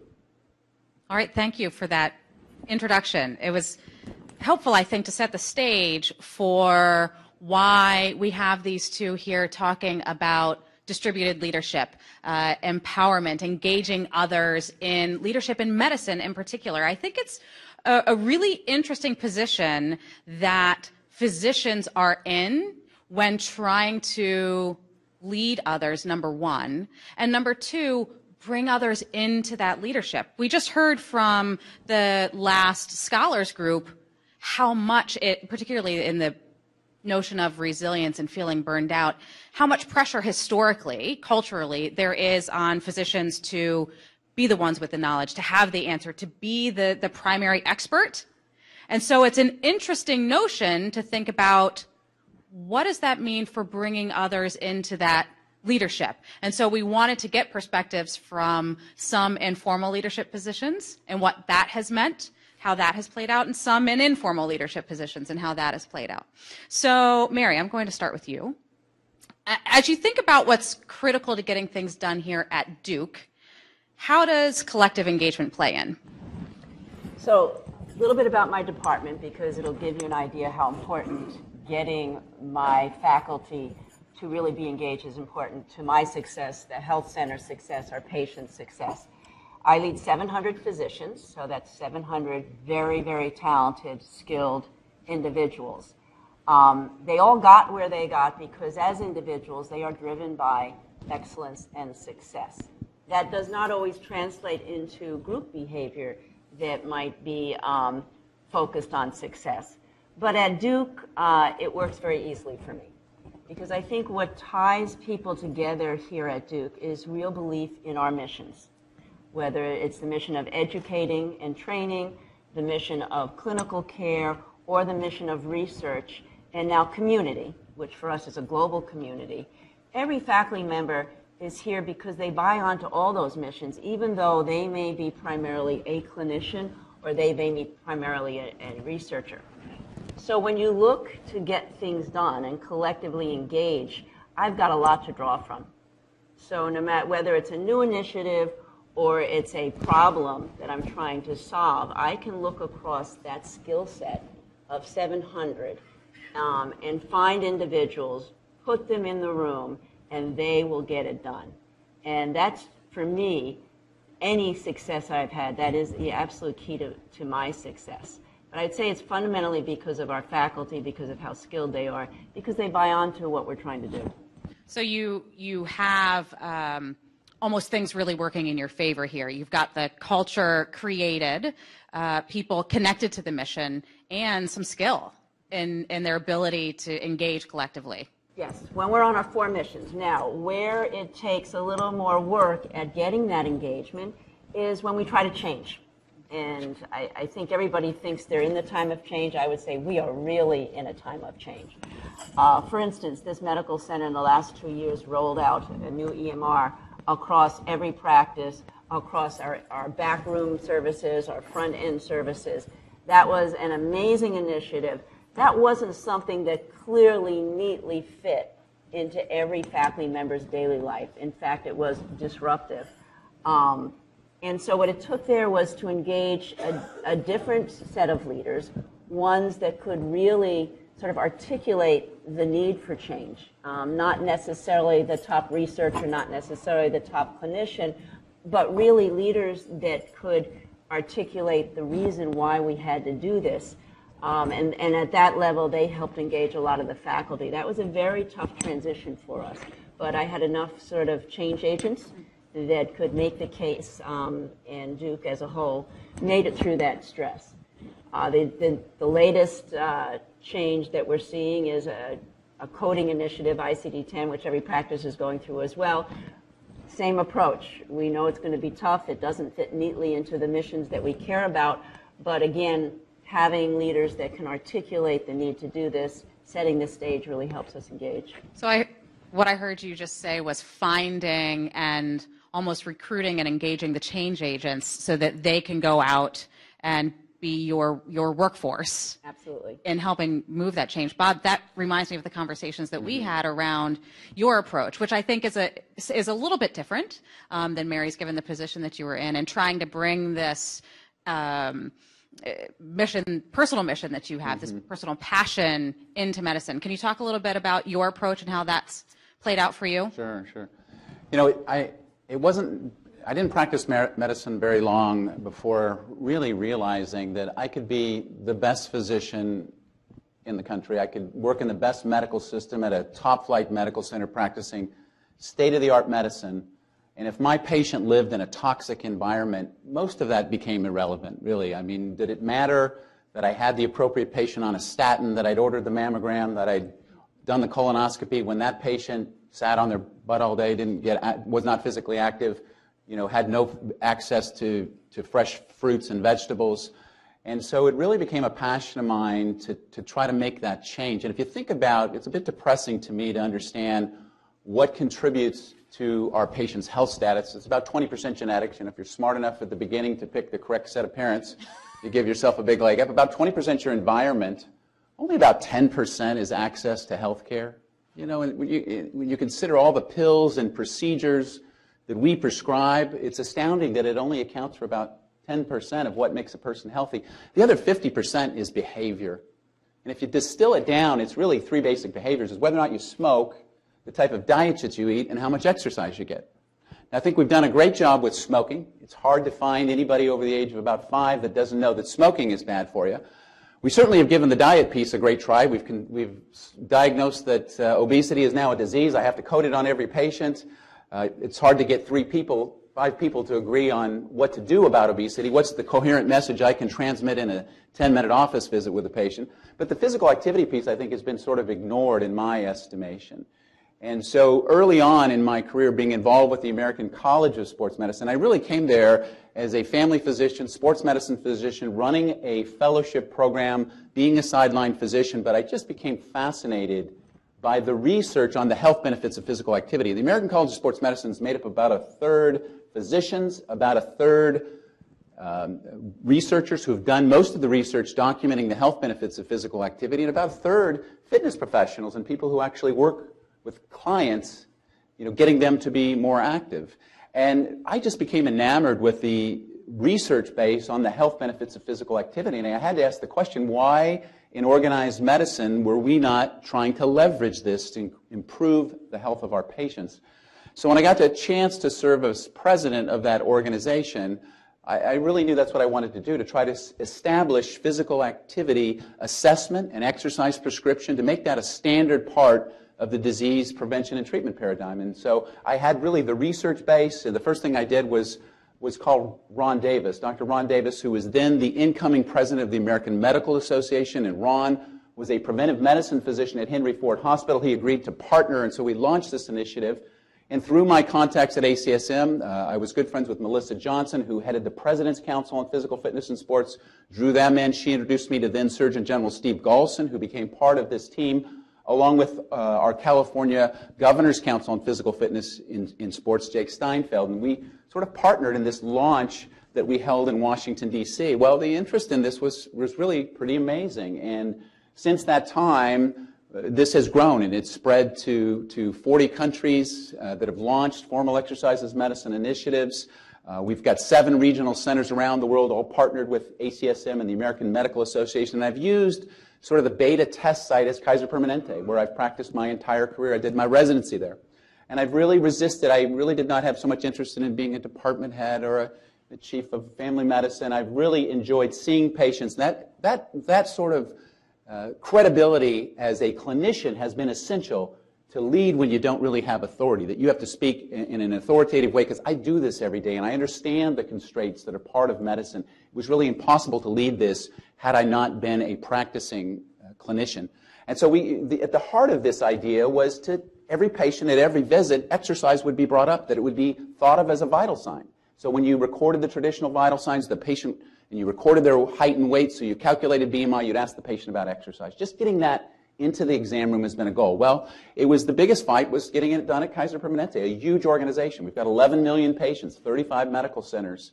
And it was a combination of pleading, going to every medical center, pleading my case, threatening to quit. I'm going to go do this somewhere else. And finally, once it got rolling, it's just taken off. And it's really transformed our organization. If you know anything about Kaiser Permanente, we're a different model. We make the most money when our patients are healthy and they don't come in. And so when we put in stents, that's money out of our pocket. And so our real motivation is to keep them healthy. And we've had this campaign that we call Thrive, where we want you to live well, be well, and thrive. And so this message just got sucked into that, and it's really taken off. And the whole Thrive idea has transformed our organization, that we need to be about keeping people healthy, about health care, and not sick care. So this has really morphed into that. And so the next journey on this is going to be in the next couple weeks. I'm excited to meet with, I've already had preliminary meetings with the leader of the biggest fitness organization in the country, IDEA Fitness, and IRSA, which represents all the health clubs, their president. We're going to come together in a summit to how do we make this work? Why can't I refer my patient to a health club? Why can I, as a family physician, refer my obese patient to a bariatric surgeon? We're happy to pay for that, but I can't refer them to a fitness professional. Why do I have I wouldn't manage my diabetic without a nutrition person. Why isn't a fitness person standing right there? And so that's what I'm really hoping to change in the coming years, to really make a difference in how we provide health care. I just think we have got to be about keeping people healthy and not so much about the pills and procedures. So you talked about your connections to Ron Davis and Melissa Johnson, and getting you to the Surgeon General, and getting you to leaders who matter, who can help be the change agents. But then you also talked about going into your own organization and into the exam room. How did you get doctors to come onto your side around making this one of the vitals that they were taking? What did you do? How did you get them in the game with you? Yeah, at Kaiser Permanente, it's an interesting organization. We're all partners. And so even though this person may be the medical director, we're equal partners. They can't fire you, and so you really have to handle multiple personalities to get that done. And so I began with simply doing it myself, modeling it in our department, encouraging my colleagues to do it, showing that it would work, and then going out. I went out to every medical center and spoke to the physicians And then we actually, the person in charge of asking the vital sign is the medical assistant. As they room the patient, take traditional vital signs, they're expected to record that. So we have about a 95% ask rate. And then what I encourage the physicians, just give me one sentence. Either, hey, good job, I see you're doing 150 minutes a week, or today I notice your blood pressure is high, you report 0 exercise. Why don't we just start walking 30 minutes a day, try to give me that, or go get a pedometer in the health store, which we sell for $5. Give me 8,000 to 10,000 steps. And before I start you on a medication or before we go to insulin, let's try that first and see if it doesn't help things. And it's been powerful. You know, I have a patient, one of the most profound was a woman that I had taken care of for years who had Parkinson's disease.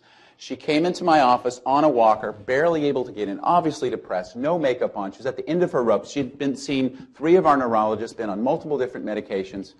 And so I convinced her to visit a fitness professional that I work with at a little club down the street, not covered by her insurance. She went in there and they put her on a treadmill, walking 1 mile an hour, holding her up as she walked on the treadmill. She came back and did this 3 days a week. And she started her on some light resistance training. And after a month, she came into my office, no walker, makeup on, obviously no longer depressed, thanking me, kissing me, saying, this has been a miracle, it's changed me. And it just occurred to me, if this had been a pill that I'd put her on, or she'd had a spinal implant inserted, this would have been on 60 Minutes. But I've got story after story about this. I can almost predict the exercise vital sign when a patient walks in the room. And we all know, I think, from our own experience, how much better we feel, the kind of positive effect it has on you. And I just think that's what we need to be about in medicine. It's really getting and keeping people healthy, taking some of the emphasis on pills and procedures. And I'm certainly not saying that they don't have a role, but we've just got things all out of whack. And I just think it needs to be changed. So I heard you say things like, make it easy for them to do it. Tell stories. Absolutely. Right? You have stories that you have that are bringing people and engaging them in your passion. Yeah, absolutely. I think leading with a passion, and for you scholars, I think there's lots of ways to apply your leadership. You know, don't think you've got to be a department chair, or you've got to be the head of the FDA, or, you know, there's lots of, you know, there's all kinds of great, you can have a very satisfying leadership experience, and, you know, the rewards aren't as financial as being the CEO of Johnson & Johnson, but I tell you, when you're doing what you're passionate about, the rewards are different, and they're not any less significant. And so I think there's a lot of things you can do. You got to lead no matter where you're at, and there's lots of opportunities. You just need to take them. And I think when you lead with your passion, it becomes a lot of fun. So Mary, you mentioned both having been at Duke and having been other places, maybe where that collective engagement wasn't as easy to come through. What did working in that kind of environment look like? So my institution in New York, it wasn't a collective buy-on to all missions like we have at Duke. In fact, the business of medicine was the focus and not as much education, training, mentoring, some of the things that we really care so much about here. And so I had to spend a lot more time building the case. Why is it important that we spend time training and mentoring and supporting our students? You know, and really kind of revisiting what our core missions are and really building that argument for taking time that was, in many faculty's minds, better spent churning out very, very busy practices, but not taking the time to educate and train. You know, so it takes kind of making that case, and it worked, but it took a lot more time than it takes here when I walk into a room and say, okay, we're going to have a new education initiative, and everybody buys on because that's part of our core value. You know, and sometimes I had to rule from the top down because some things were absolutely required as part of being a training program, and you just have to do it. But most of the time, you do it by making a strong case that it's the right thing to do.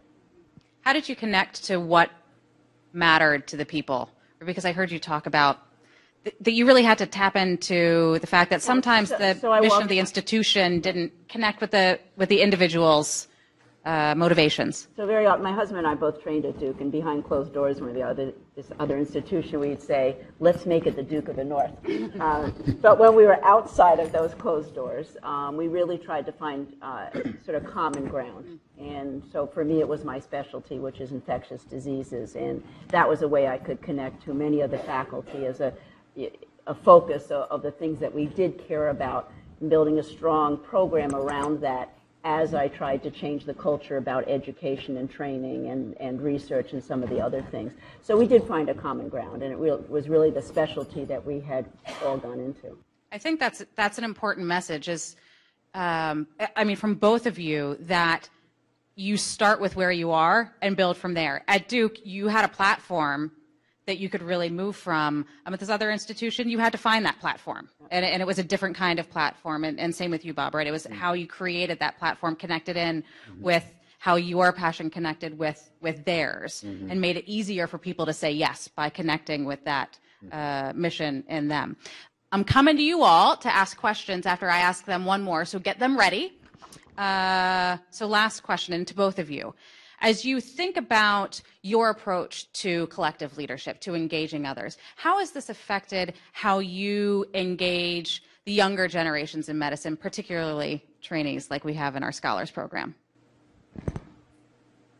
Wow, do you want to start? Go ahead, yeah, sure. I have a training program of 150 residents, so it's very much a part of what we do every single day, and they're the easiest. I mean, people come to this institution because they do understand what it's about. They're excited to be here. I never have a problem selling exciting ideas to the residents. Sometimes it's balancing, because they get pulled in a lot of different directions.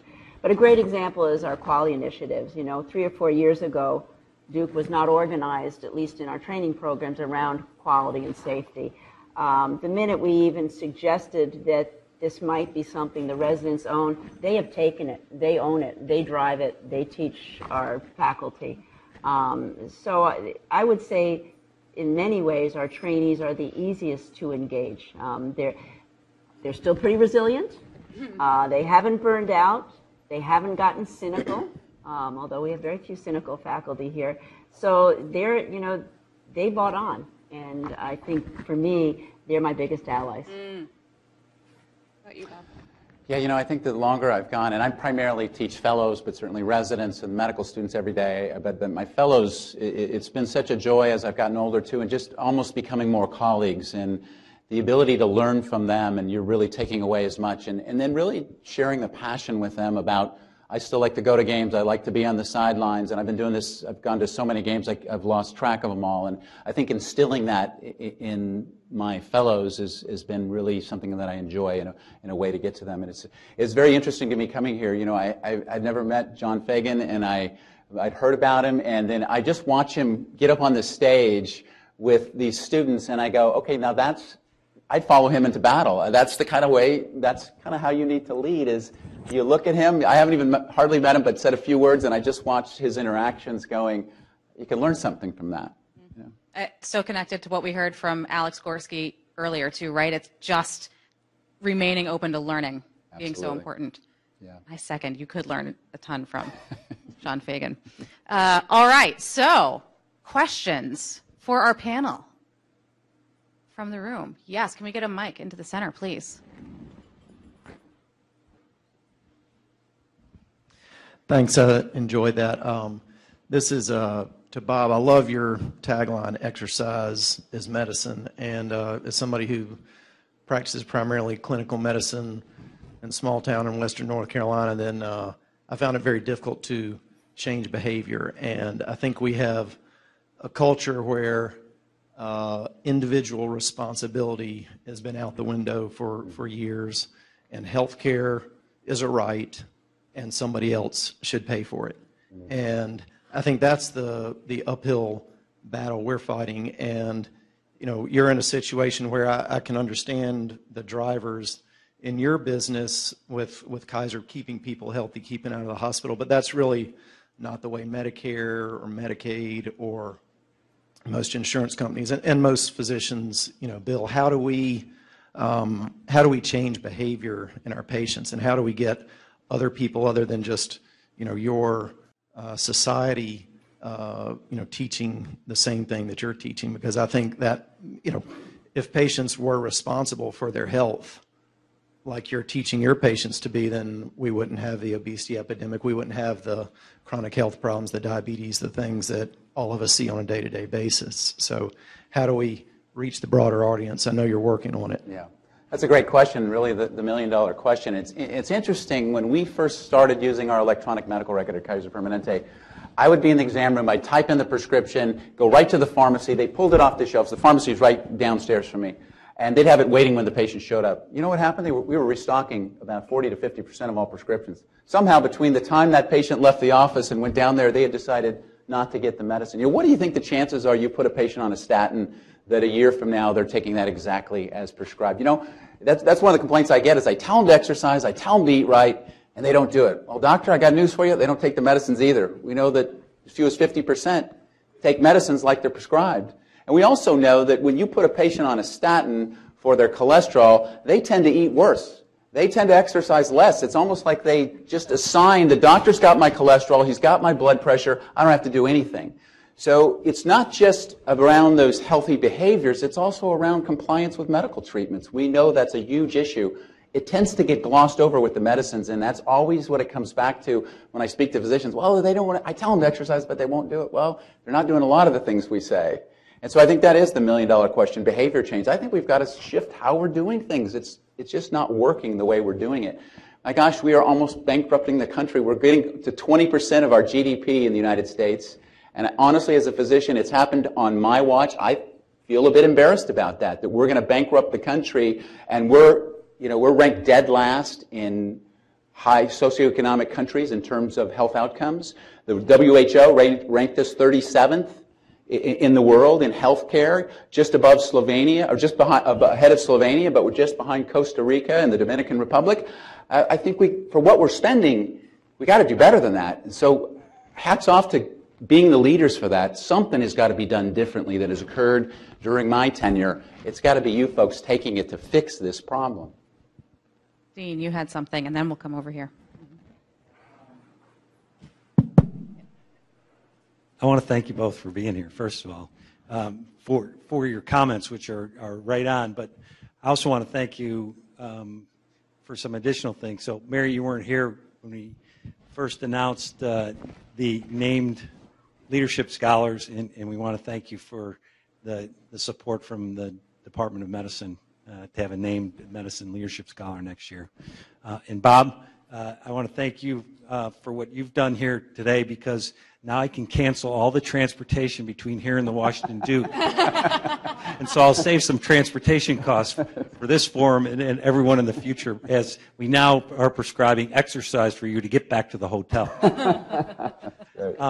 And along those lines, my question for each of you, and from a different standpoint, and while staying on the topic of distributive leadership, is in a organizational structure such as the Department of Medicine, and in a less formal structure as how do we prescribe exercise for healthcare across the country, how do you get that buy-in from everybody in your organization, Mary, and all the stakeholders, for you, Bob, to help marshal resources and to come up with creative ways to bring resources so that you can attack your missions in the Department of Medicine or attack healthcare through exercise across the country?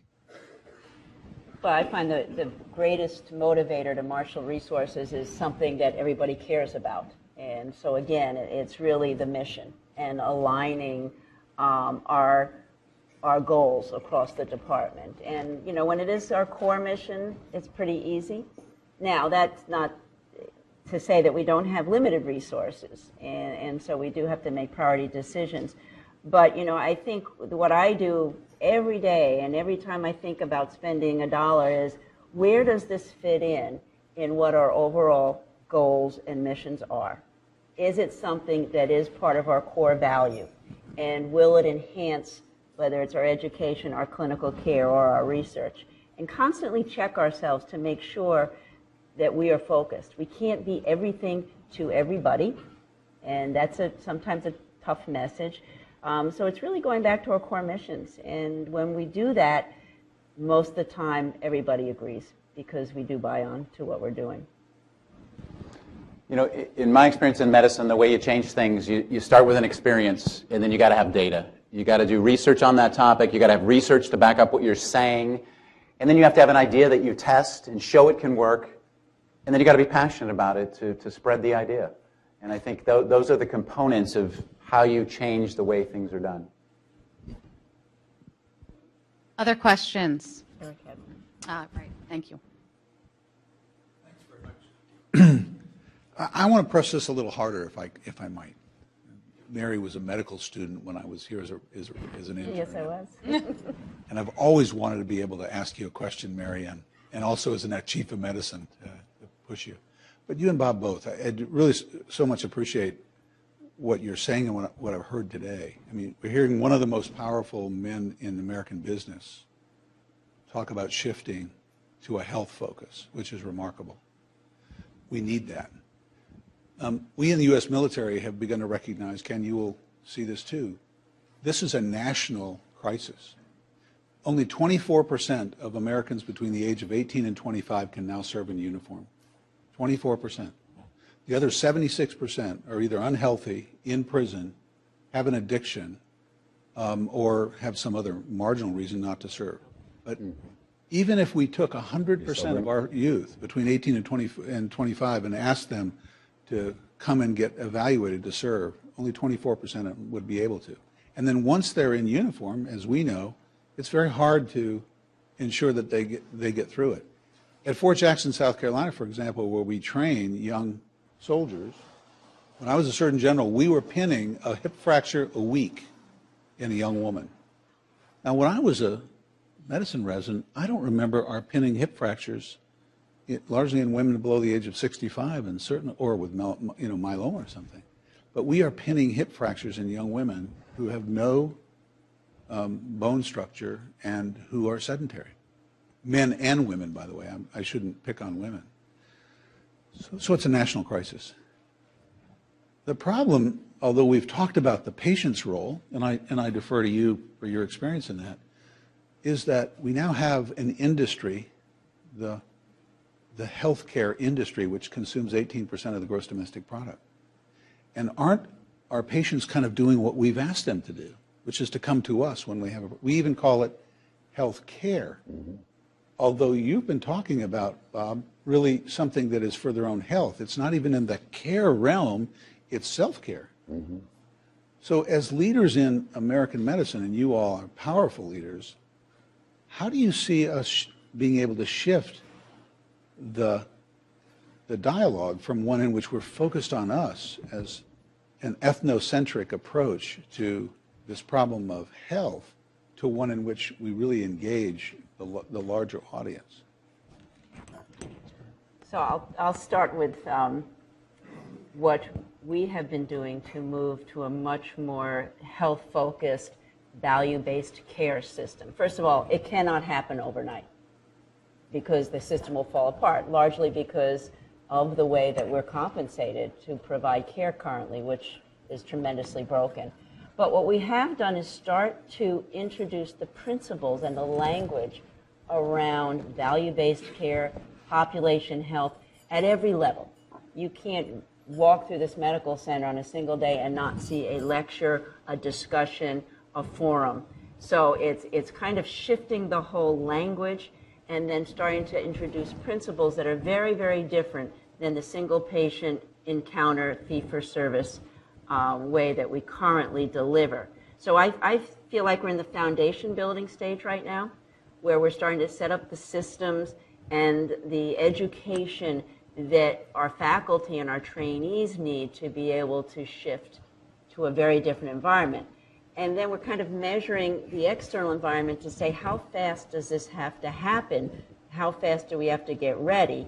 And when are our payers and the government really going to change? I think right now we're in a pretty good getting ready stage, but we're in an environment that's still very much fee-for-service. So it's a little bit schizophrenic because we're really trying to get our physicians and trainees to think differently, and yet they're practicing in an environment where the more we do, the more we get paid. And so, you know, how fast are we going to flip that switch? That's what we think about every single day. But I would say the language has changed tremendously, but we're still in that external environment.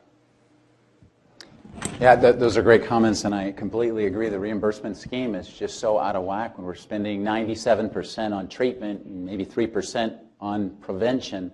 Why is it that when if I really take care of a patient, keep them healthy, I'm going to make less money? You hear the stories about initiatives to cut down on the number of CAT scans because of the danger of radiation exposure, and then it costs the medical center millions of dollars, and then whoever came up with that idea is chastised. Do you realize how much it cost us because we're doing so many fewer CAT scans? Those kind of things are crazy. I just think we should make the most money when the patient is healthiest and lives the longest. We should be penalized when they get sick, and they need to have some buy-in too. They should be penalized when they don't do the things that they need to do to keep themselves healthy. And so I think it involves changing paradigms in a big way. We have a question right here. Is this on? I'm going to go make a right turn, if that's okay, and go back to some specific examples. Working with the scholars, I know sometimes when you're younger in your career and you meet resistance to those above you and around you to the ideas, and I think Mary talked a little bit about that when you were up north. Maybe examples of when you had resistance from people who were in power when you weren't, and how you handled that. How did you work through that and be able to rise to positions of leadership when maybe sometimes the people above you weren't aspiring to the values that you thought, and how do you manage up in those situations? Well, I think when you're not the person in charge, the best way you buy credibility is showing success, building a skill set, whatever that skill is, and really mastering it. So if you're going to be an educator or you're going to be the clinician, whatever you're going to do, you have to build that skill. That starts to build credibility as you start to develop ideas. And if when I was in Bob Gallo's lab and I was the lowest person on a very big totem pole, it was first showing that I had skills and that I could contribute, and then taking on scary opportunities and stretching yourself a little bit. But you have to develop a skill set first, I think, in whatever arena you're trying to do. Owning the data is another great way. Whatever it is you're trying to do, knowing that set of data so that you can make your case is pretty critical as well. Yeah, really, the data drives healthcare, and so you got to come armed with that. And early on, I was tasked with convincing, one of our number 2 guy in Southern California. We've probably got 3,500 physicians in Southern California. So our number 2 guy, who's in charge of operations, he's a pathologist, very detail-oriented, and I had to come at him with just reams of data, how we're going to do this, what it's going to look like. The guy above him is actually a ready, fire, aim guy who's actually an oncologist, but once I got to Jeff Weiss, he was like, I want to do this, I want to do this. Well, it was good that I had done the due diligence in dealing with Michael Canner, the guy below him, and then it was amazing that I ended up getting a call from our CEO, George Halverson, who's over the entire national organization of Kaiser, and George had seen what I was doing and suddenly just became a convert, and he decided that he wanted to start a national campaign to get America walking. We call it Everybody Walk, and I've been the physician spokesperson for that.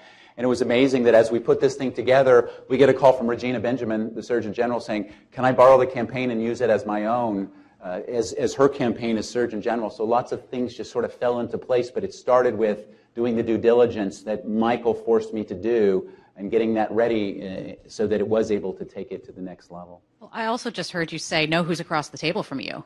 And Absolutely. Prepare for the way they're going to want to make decisions or need to make decisions. Absolutely. If they're data-driven, bring Absolutely. the data. If they're story people, bring the stories. Absolutely. Mm-hmm. Mm-hmm. Great point. Other questions? Thank you. Thank you. Thank you. Yes, please, scholars.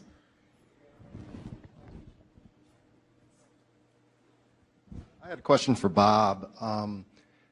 Have you been able to be armed with any data from including the exercise thing on the intake that has helped you sell it better? Is the average blood pressure at Kaiser gone down since this has started? Any data that's come back where there is some positive feedback to propagate a program like this? Right. And that's one of the questions that right away we jump to is, okay, we did this now, a year later. Show us how everybody now is exercising. And I've really gone back to the smoking analogy where, you know, in the late 60s, or early 60s, doctors were appearing in cigarette ads. And, you know, it wasn't really till the late 60s that the AMA said, we need to come out against this. And it really took, it wasn't until 1984 was really a tipping point in the war on smoking. That was the first year the number of ex-smokers outnumbered the number of current smokers. So this is going to take some time. It's not like you can't expect it when we first start trying to change behavior, it's going to happen just in that first visit.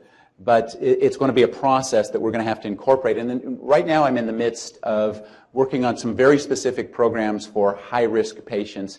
For instance, taking patients with end-stage COPD and actually giving a pedometer, tracking that, following up like I would if they were on a medication, and using that as a medication to treat their disease, studying that, looking at its impact on the disease process. So we're really in the midst of developing the data, developing the programs. The first task in my mind was to identify those patients who are at risk because they're insufficiently active. And the next step then is what do we do with them? And that's really going to be the more difficult challenge. Maybe partner with Apple.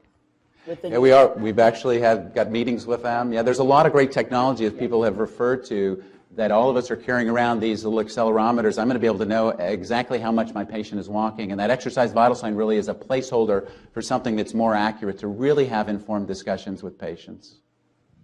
Tricia, can you bring the microphone up front here, please? Thank you. Thank you both again for being here. You've both obviously started really successful initiatives, and I'm curious how you choose who's on your team initially, and how you build a successful team or how you decide to hire people.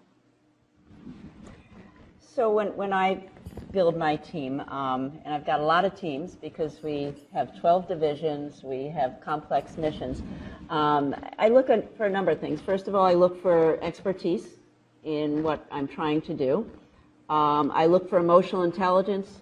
That's really important in a department the size of the Department of Medicine. I look at their track record for getting things done. You can have very smart people. They can even be very emotionally intelligent, but if they're not able to move something forward and complete the act, that's not going to get what I want done. So I take all that into consideration. Then I usually talk one-on-one with whoever I'm thinking about, certainly leading an initiative, to make sure my read is accurate. And I would agree with all the things Mary said, and the one I would add to that is in the work I've done, it's really about diversity. I love getting people from different occupations, you know, a fitness professional, a researcher who does research on physical activity. I've engaged all of them and really spreading out the workload and the sharing and sharing slides and sharing data so that we all are aware of the latest things, constantly updating each other. So it's really coming as a multidisciplinary effort. Works much better in my experience. Yes, right here. I like the comment when you originally addressed the scholars saying that, you know, that we're the new generation that has to fix this problem. I'm a new resident over at Wake Forest, and I've encountered some physicians, some of the newer physicians that are doing blogs and kind of reaching out to their community. They do it as a way to help promote health and also to get people to know that they're in the community. And speaking to your point before about technology, what kind of technology do you see coming down the pipeline for this new generation that's hardwired into social media, into technology? They don't necessarily want to come to a big hospital. How do you see that as a tool to promoting health and treating our patients? Yeah, that's a great question. We've really leveraged things like newsletters. We have about 80% of our patients are on email, so I have the ability to email them a video, a newsletter, really highlighting a lot of these issues.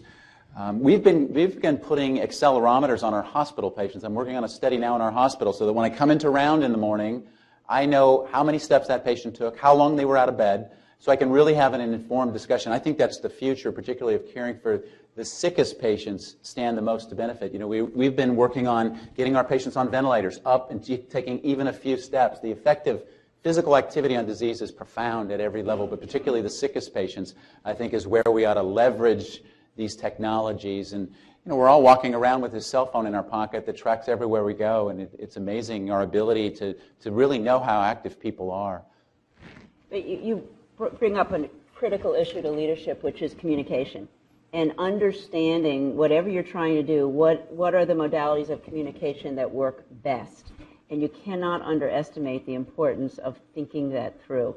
When the first hire I did as a chair as a director of communications, and he was quite a bit younger, so he certainly spanned many modalities of communication, and that has been an amazing tool to disseminate information, first of all, one way, but also a lot of them are interactive to get information back. I sat through this very interesting presentation of one of our faculty she was running to be editor of a journal, and she presented what reading a journal looks like to 5 decades of physicians. And I don't want to use an age cutoff, but the older ones wanting the hard copy, right? Then the next generation, a PDF that they print out, and then the next generation, an iPad, and the next generation, everything on your iPhone, but reading the same manuscript. So obviously, understanding each generation's sort of mechanisms for communication it's incredibly important to leadership. And if you get it right, well, you can be very, very effective. But you have to be careful. We are in a social sort of media environment, but we also have healthcare confidentiality issues that we're also balancing out. And so sometimes reining it in a little bit, particularly things that our residents are particularly excited about, they want to get online. So it's a balance, but I think it's critical to leadership. So as the moderator, we'll take one more question.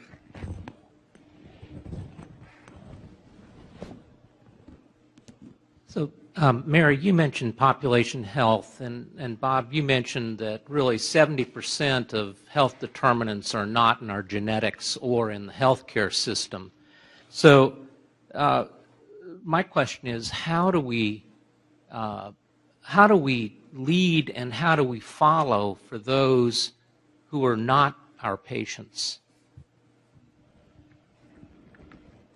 So, I mean, all of us in academic medical institutions have access to national organizations. I think that's one level. I think it's one of our obligations, is to really push our societies, our membership in various organizations to really push the agenda. And I think that's one of the strengths of being in a place like Duke. You have a national forum, and we encourage all of our leaders to use that. On a local level, we have an amazing opportunity here in Durham. 85% of people in Durham have touched the Duke health system at one point in their life. And we're very excited about our new leader, Gene Washington. He kind of gets that we could really practice what we preach a bit in our own community, and we actually are building some of the IT tools to be able to do that. But I think that is what Duke as an institution, that's our local opportunity, but nationally we should be leaders, and we should be encouraging our faculty, as we do, to really push the agenda. Especially after what he did with basketball this year. He's got a great pulpit. It's interesting, at Kaiser Permanente, we have 7 million patients in California, and a lot of our patients reside in different areas of the state that don't have access to healthy foods, and and even their opportunities for exercise very limited. And I think, I've argued that we need to go in and invest in these communities. What if we subsidize, let's say, McDonald's? That if a Kaiser patient walks in and shows them their card, the salad costs them $1, and the Big Mac stays the same price. What if we invest? I think that would be a better investment than statins. Because you hear patients go in, well, I go to McDonald's, the cheapest thing is the hamburger, I'd like to get the salad, but it's like $8. What if we subsidize the salad for them? So that they say now, well, I go to McDonald's, I'd like to have the Big Mac, but it costs 3 times as much as the salad, so I've been eating salads every day. I think some out-of-the-box solutions where we go in the grocery store, and here's an aisle, you show your health card, because I ought to chip in some money so that if you buy the fruits and vegetables, that's the cheapest thing that you can get, as opposed to the fattening foods that I don't want them to eat. I think we need to subsidize this behavior and really think out of the box in how we approach it in the communities that we take care of. So one final question before we wrap up. Sorry, Kathleen, I'm taking the last word. It's time. I can say that to Kathleen. She's my buddy. So what final words of wisdom do you have for our scholars in terms of empowering, collectively bringing people along in their leadership? Well, I would start by just being excited for you. Medicine is just an amazing career, and the thing that I've loved most about medicine is it allows you to really follow your passions. You can make your medical career what you want it to be. There's so many great things to do with it. You know, I came into this thinking I was going to be a basketball coach, ended up, you know, I liked everything in medical school, went into family medicine, and then lo and behold, here's sports medicine that allowed me to be on the sidelines, and I was missing sports so much, and here I could take my son to the games, be in the locker room, the things I love to do, and combine it with my medical career. You know, who would have thought you'd be able to do something like that? So I think in terms of having an influence and having a great career, combining it with the things you love, there's so many opportunities to do that. I really think thinking through the things you get involved with and how you shape your career, make it around what you're passionate about. I think you'll have a much more enjoyable, fun career and be much more satisfied at the end of it.